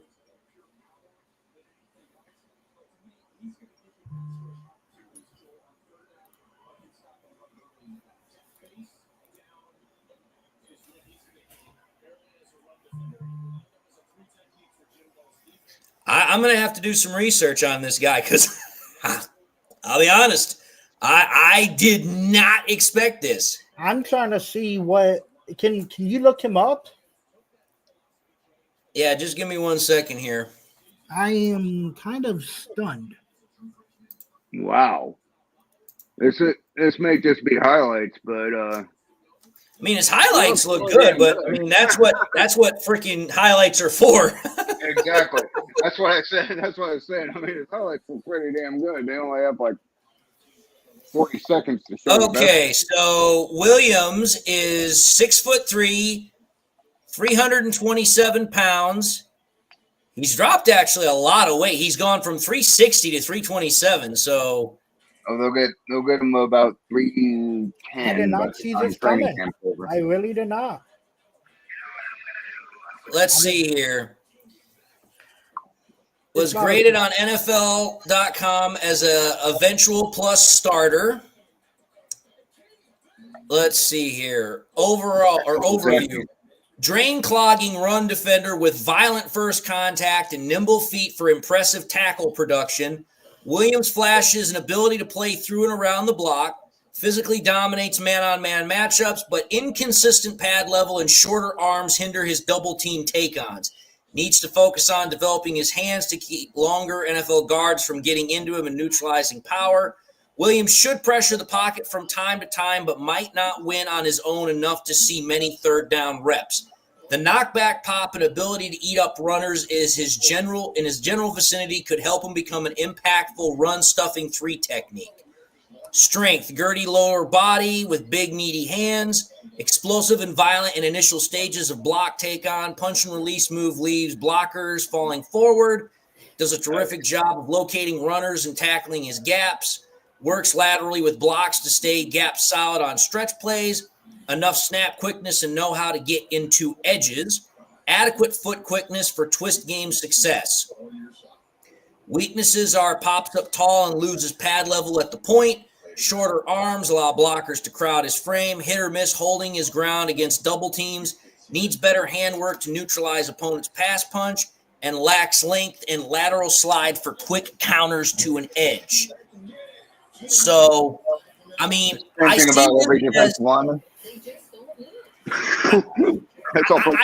see this as a pick that I think what Brad Holmes is trying to do is he is trying to, again, build the defense from the inside out when it comes to the defensive line. Because in my honest opinion, part of the thing here is that you have a guy now that, you know what? I honestly think this move is a two-way street. One, I could see this move being a setup for potentially not bringing back DJ Reader at the end of this year. Because DJ Reader is known as a run stuffer who holds the middle of a defensive line. And the Lions obviously know that they would have to, potentially take care of that problem before too long, which if you keep this guy, okay, you now have a guy that's going to cost you substantially less money than Reader would. But at the same time, with the way the edges have been going off the board right now, again, I would not at all be surprised if Brad Holmes trades up in the second round to go and get one of the edge rushers because, again, there's still a lot of good edge rushers left. So everybody's going to probably be like, we didn't draft an edge rusher at pick 28. Okay, so what? I'm kind of mixed emotions right now. Part of me wants to be mad, but a part of me is like, this is a Brad Holmes pick. Well, again, it goes back to what I said in the one episode I just released not that long ago about how the Lions could be employing a problematic, or another word would be controversial, draft strategy. What Brad Holmes specifically stated was that, hey, we don't draft for need. We are going to draft based on best player available, and we are going to draft for what we feel is best for us. So, in my honest opinion, I look at this, and again, everybody's going to say, this, that, or the other thing, Brad Holmes is not doing his job. I don't think that's the case. I think Brad Holmes is doing his job by making sure that the Lions have the ability to keep gap integrity up the middle. Because if you think about it, what was one of the ways that we got burned last year, later on in the year? It was by scrambling quarterbacks. And it was usually by them taking a gap up the middle, not usually going outside. And honestly, this move right here, by taking this guy inside, tells me that the Lions still very much want to bring back Zadarius Smith. And think about this. If you still bring back Zadarius Smith and you get an edge rusher in the second round, a solid edge rusher, or potentially a first-round graded edge rusher in the second round, you're still winning. You're still winning.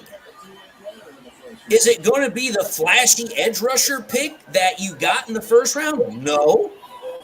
But is the guy a bad pick? No, I don't think he's a bad pick at all. I think, again, Brad Holmes is sticking to what he has said he's going to do. I mean, Brad Holmes said, we are drafting picks to invest in the future. This is exactly what this pick tells me. It's not that, he's not going to see the field and he's not going to play. But if you draft a guy like this, it's saying, okay, yeah, we're already thinking about, hey, we might not get DJ Reader back. DJ Reader's going to be, 32, 33 years old next year? We obviously know he's had injury concerns over the course of his career. This, to me, makes sense. Hey, you're securing the interior of your defensive line. You still have the capability to go and get an edge rusher in the second round. You can still trade up in the second round. We've seen that the trade market for picks right here, it kind of depends on who's asking and who's doing the phone calls. So, again, I mean, I'm not mad at the pick at all. People can be mad about the fact that it's not an edge rusher, but dude, you're getting all worked up because it's not an edge rusher. It's like, why? But also look at it this way. Look at our starting interior line rotation if everyone's healthy. Aline, Reader, the new guy, and we still have Levi and what's the other guy's name? I want to say Brock, the guy we got in the third round a couple of years ago. Roderick Martin. Yeah. If all of them are healthy up the middle, we ain't going to need much of an edge. If we have that much pressure and that much attention up the middle, hell, I could get a sack in the NFL. I mean, you're going to be, and you have Hutch on the other side. That's going to fuck up game plans Again, left and right because no team is focusing how on do I the put middle. this? How do I put this? The problem with a pick like this is that, like I said, everybody and their brother that was on this whole, pre-draft bandwagon of, oh, well, we have to draft an edge rusher or bust. It's like, dude, I just Fucking morons. you're not thinking very clearly about what Brad Holmes is wanting to do. You are so centered and so fixated on it has to be an edge rusher that if it's not in the first round, then anything else is deemed a failure. Well, what if, say for example, again, hypothetical, but we know how Brad Holmes works. What if you were to get Mike Green in the second round? What if you were to get the guy from Boston College in the second round? Are you going to honestly tell me that then now you're going to be all of a sudden pissed? I sure as hell wouldn't be. Because now you've gotten a guy that everybody wanted to talk about being a first-round talent, supposedly, and you've got him in the second round, which means you got him for less money. And you still got a guy that you can put in the middle to replace a guy who we might not get at the end of next year. And, oh, wait a minute here. Correct me if I'm wrong here, but how many freaking Lions fans wanted to bitch, whine, cry, and moan because we paid Kirby Joseph, and now suppose we don't have the money to pay for everybody else? But yet you just drafted a guy who's going to solve at least one problem because he's going to be cheaper than anything you'd have to pay for DJ Reader. How would you grade this Williams pick? How would I grade it? Mm-hmm. If I was going to grade it, I couldn't give it more than a B. And the reason why I can't give it more than a B is because of the fact that it's like, okay, I understand the plan. I understand the purpose. I understand what Brad's going for here. But until I do more research on him and until I actually get to see what actually we're doing here, then there's not much else I can say. Tom Pelissaro announced that there's another trade on the clock. The Eagles have traded up to pick 31. Is this where the Boston College player goes? Maybe. I don't know. Do Eagles draft anyone who's not from Georgia? There's a reason why they call them the Georgia Eagles. Exactly. So the Again, Eagles are trading. Again, this is one of those things where a pick. I hate to say this. I really hate to say this. This pick is a divisive pick. It is a really freaking divisive pick because you're going to have people that are going to say on one side of the camp, trust Holmes, trust the process. He's not led us astray. And then there's going to be other people that are going to be like, screw that. Brad Holmes sold us out. Brad Holmes this. Brad Holmes is not doing what he's supposed to do. I'm done. I don't want to hear anything else because Brad Holmes has screwed us over. Good. Don't listen. We have 2 freaking titles back to back. Kiss my ass. I'm just simply saying. The problem is that this type of a pick is not a pick that's going to bring the fan base together. What it's going to do is it's going to, for lack of a better word, it's going to piss people off. Because they're going to be like, why? Why would you draft an interior defensive lineman who is a run stuffer rather than addressing the edge rushing position, which everybody has been saying that's what the Lions need to address? Because, oh, that's right, Aiden Hutchinson doesn't have anybody opposite of him, which we got rid of, we didn't get rid of. We released Zadarius Smith due to money. But now, when you have a chance to draft a top edge rusher at pick number 28, when there are still plenty of guys left on the board, you go with an interior defensive lineman who's a run stuffer. And not good at pass rushing. Huh? He's not the best at pass rushing, I just read. He's not the best at it, but he's not terrible either. He has 5.5 sacks over the last 2 years. He's He's blockers. How do I put this? The best way I can say this is that he's kind of like a mixture between DJ Reed and Aleem McNeil. Is he as good as Aleem McNeil at pass rushing? No, he's not. But he's better than DJ Reader.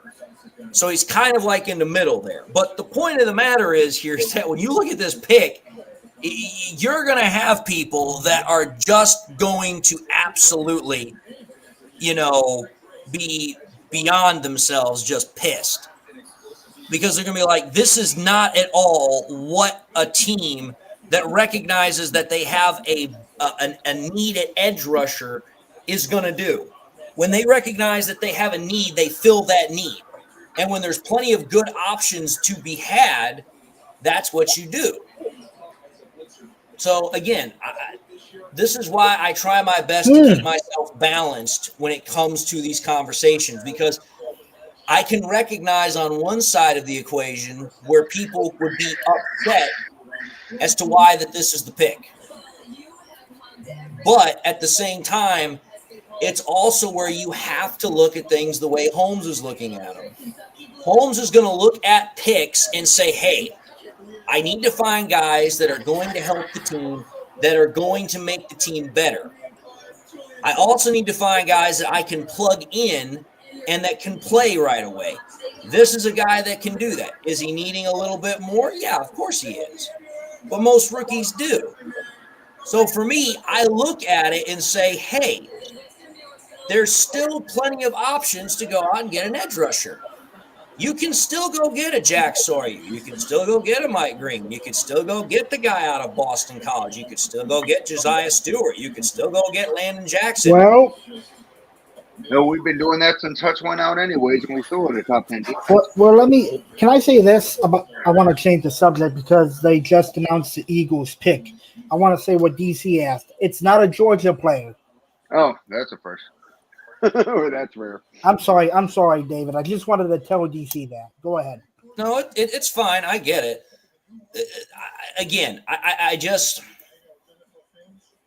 I know that for the next hour or two, as I look at this player, I know that how I'm going to have this conversation is going to be like, how do I put this? It's going to be like trying to walk a tripwire or a high wire act, but instead of it being a wire, it might as well be a katana blade.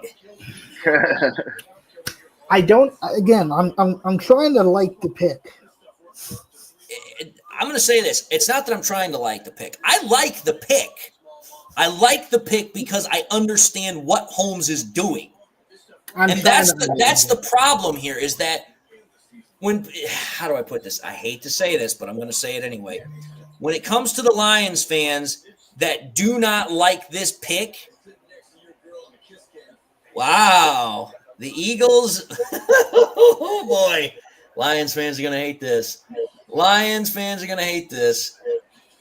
Just say Eagles it. drafted at pick number 31, linebacker Jihad Campbell. Yeah. We could have had him. Again, folks, I'm telling you, you don't want to hear it. You're tired of hearing it because you're not getting what you're wanting. But I'm going to say this right now, and Andrew and DC, you guys are my witnesses to this. Did I or did I not say throughout this entire offseason, I said, listen, the only reason why fans have liked Brad Holmes up to this point is because he drafted what they were wanting. And now that we've gotten to this point where, Brad Holmes is going to be thinking a little bit differently because the team is in a position where he thinks it should be. Yep. Now they're drafting players where, we're not seeing what you're seeing anymore. Yeah, we're drafting depth, not stars. We're not. And here's the thing. I don't think it's that we're just drafting depth and not starters. I mean stars. No, I meant stars. Like we're not having honestly, I think what the Lions are doing is they're drafting depth to become stars. That's what I think they're doing. Yeah, but they're drafting. Yeah, but they're drafting depth first. You're not sitting yeah, of in course. in the And higher again, rounds, you're drafting the next superstar. Now we're just drafting depth. Now we're just drafting, we already have starters. Someone's going to replace them. I mean, what fucking first rounder, even a first rounder, is going to make a team that went 15-2? Unless the other guy's injured. You're not going to sit there as a first rounder and get a starting role on someone that's 15 on a team that's 15-2. I'm trying so hard to like the pick. You see what I'm saying? I'm well, trying. I understand what you're saying, DC. I truly do. Again, the way I look at it is very simple. Everybody wanted to ride with Brad Holmes when this whole thing started because, oh, hey, he's making these great picks that we love. Yeah. But now everybody's like, I hate Brad Holmes because he's making picks that we don't love. And it's like, wait a minute here. Back up. Time out. Exactly. You wanted to scream his praises from the rooftop and say, oh, we're riding or dying with Brad Holmes. Trust Holmes. Let Holmes cook. And now it's, oh, well, because he's not drafting what we like anymore. Screw him up the tailpipe. I wanted the BC edge rusher so bad. Dude, I'm going to just say this. I'm going to say this because it's going to be the truth. And again, one of the things you guys know about me is I tell the truth like it is. I don't sugarcoat shit. Mm-hmm. What is going to happen, mark my words, I would not at all be surprised that at the start or somewhere after the start of tomorrow's draft, when we start day 2 and round 2 and all that happy bullshit, I would not at all be surprised. Brad Holmes makes a trade up, and that's where he gets his edge rusher. And I wouldn't at all be surprised. It's one of these guys that everybody's been talking about. Stewart, Jackson, Sawyer, the kid from Boston College, whatever the case might be. And you know what? Everybody then that wanted to bitch about this pick is going to look like the biggest horse's ass. I'm not complaining about the pick. I'm not saying you are. I'm just saying the people right now that are saying, oh, Brad Holmes sold on us. We aren't going anywhere. Blah, blah, blah, blah, blah, blah, blah. I'm telling you, and I'm not trying to sound like a jerk. I'm not trying to sound like an asshole. I'm just telling you I can see it happening. I can see it happening as if I had a script right in front of me.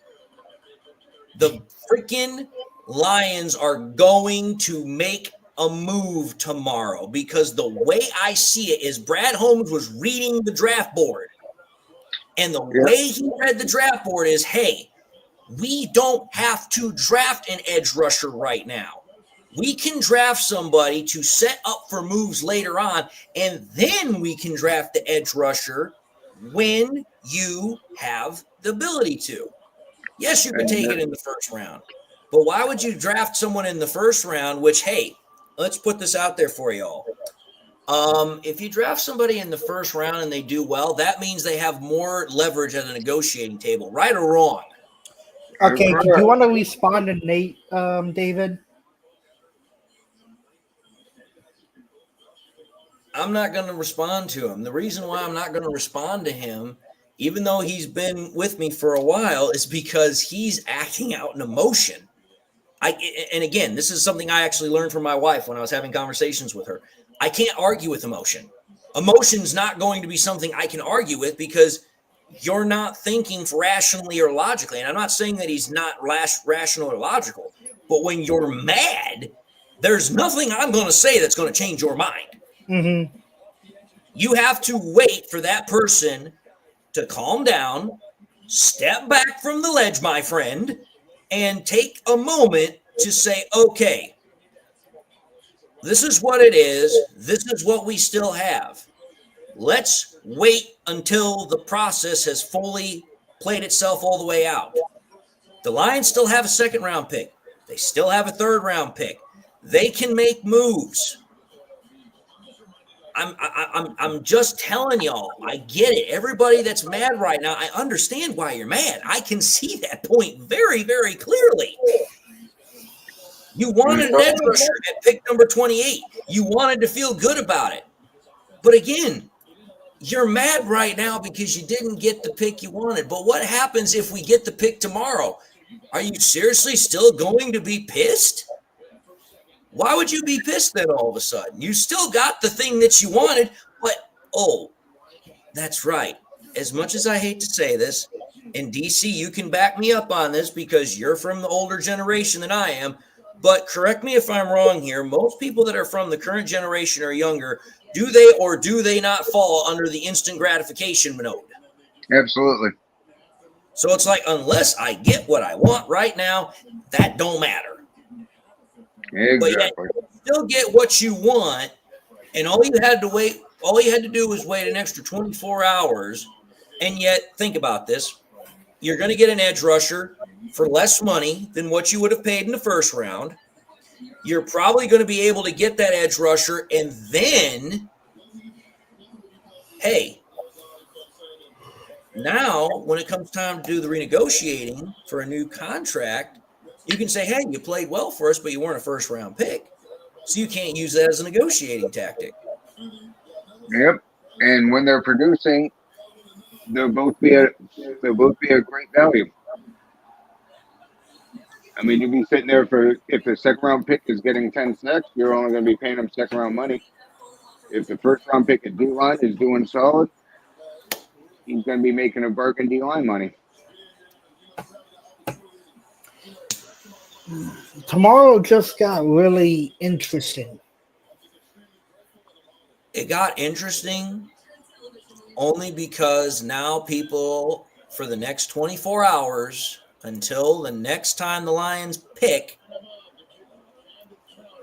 they're going to think and wonder, what in the hell is Brad Holmes doing? And that's on the one side of the equation. The other side of the equation is going to be, okay, Brad Holmes made this move. What does he do next? What is his next piece of the puzzle? What is his next chess move? Because everybody wants to talk about this like, oh, hey, this is what it is, but we're not taking a look at anything else past that.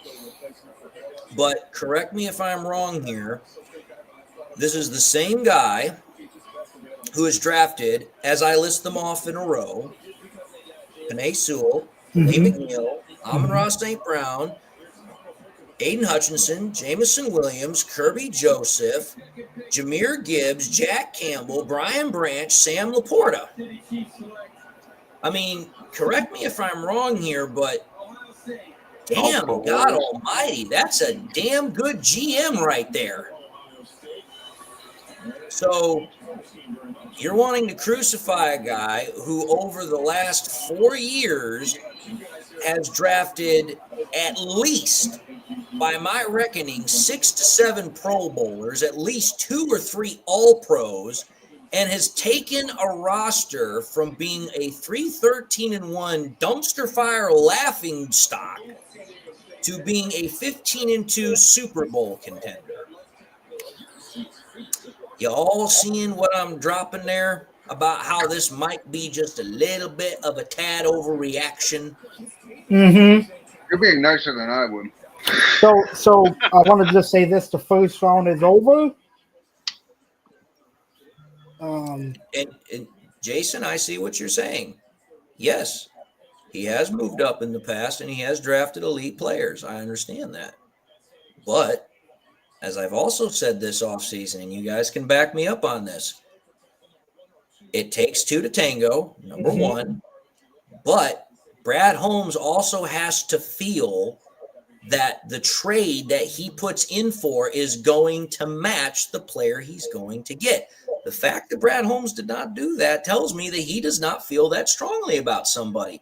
Or, because there's always a second side to every coin, or he feels that he doesn't have to get that. Because again, take a look at how the draft board went this night. There were a lot of people, Mel Kiper and Skip Bayless particularly, that thought Shedeur Sanders were going to go in the first round. There were a lot of people that thought more than 2 quarterbacks were going to go in the first round. There were a lot of people that thought a whole bunch of things about this first round. And quite honestly, about 50 to 60% of them did not happen.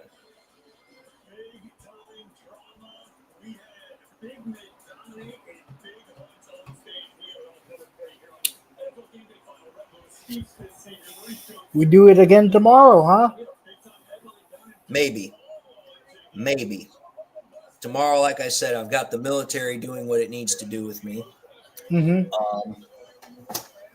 What time does the draft start tomorrow? 6 o'clock my time, so 7 o'clock your time. Then yeah, I should be able to do it tomorrow. All the second day. The third day, no, I won't be able to cover the third day.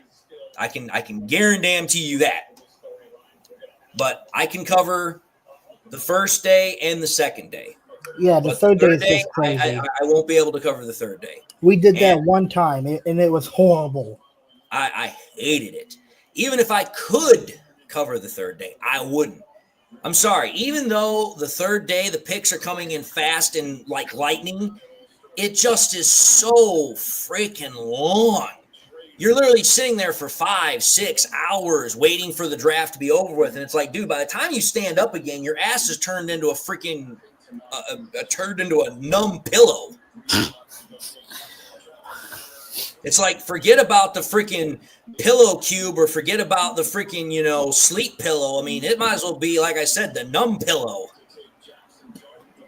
You can't feel nothing.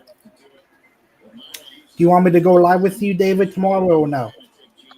Yeah, if you want to go live tomorrow, we can go live tomorrow. Same thing for you, DC. Yeah, what time is it? Is it during the day or what time does it start? Andrew said it starts 6 p.m. his time, which is Central Standard Time. Yeah, send me the link. I don't know what I'm doing yet, but if I'm around, I definitely will. So 7 o'clock David's time because he's in New York. Yeah, that's fine. Eastern Standard Time.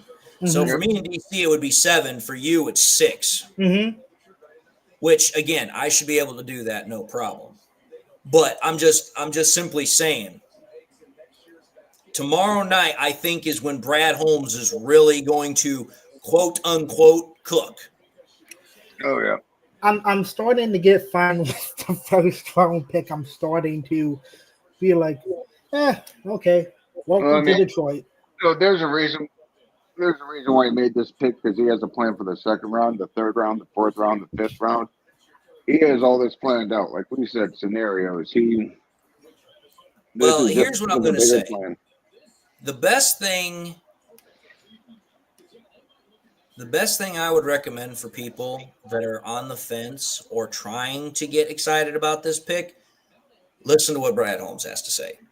And speaking of that, he's on live right now. Well, I think that'd be our cue to end this. So having said that, we are going to end our coverage for the first night of the draft. It has been a glorious 4 hours of watching paint dry. Thank y'all for watching. We appreciate it. So what I'm going to do is I'm going to get off this. I'm going to listen to what Brad has to say about the pick. I'm then probably going to catch a couple hours of sleep, and then I'm probably going to get back up, do some research, and put together a quick episode, probably 2, because I'm probably going to have to, because I'm going to have to make one episode in regards to the actual pick itself, and then I'm going to have to make another episode in regards to people that are losing their minds still all the same. But anyway, until that time tomorrow, I'm going to let you all go. Enjoy the rest of your night. God bless. And until tomorrow night, we'll see you then. Here, guys.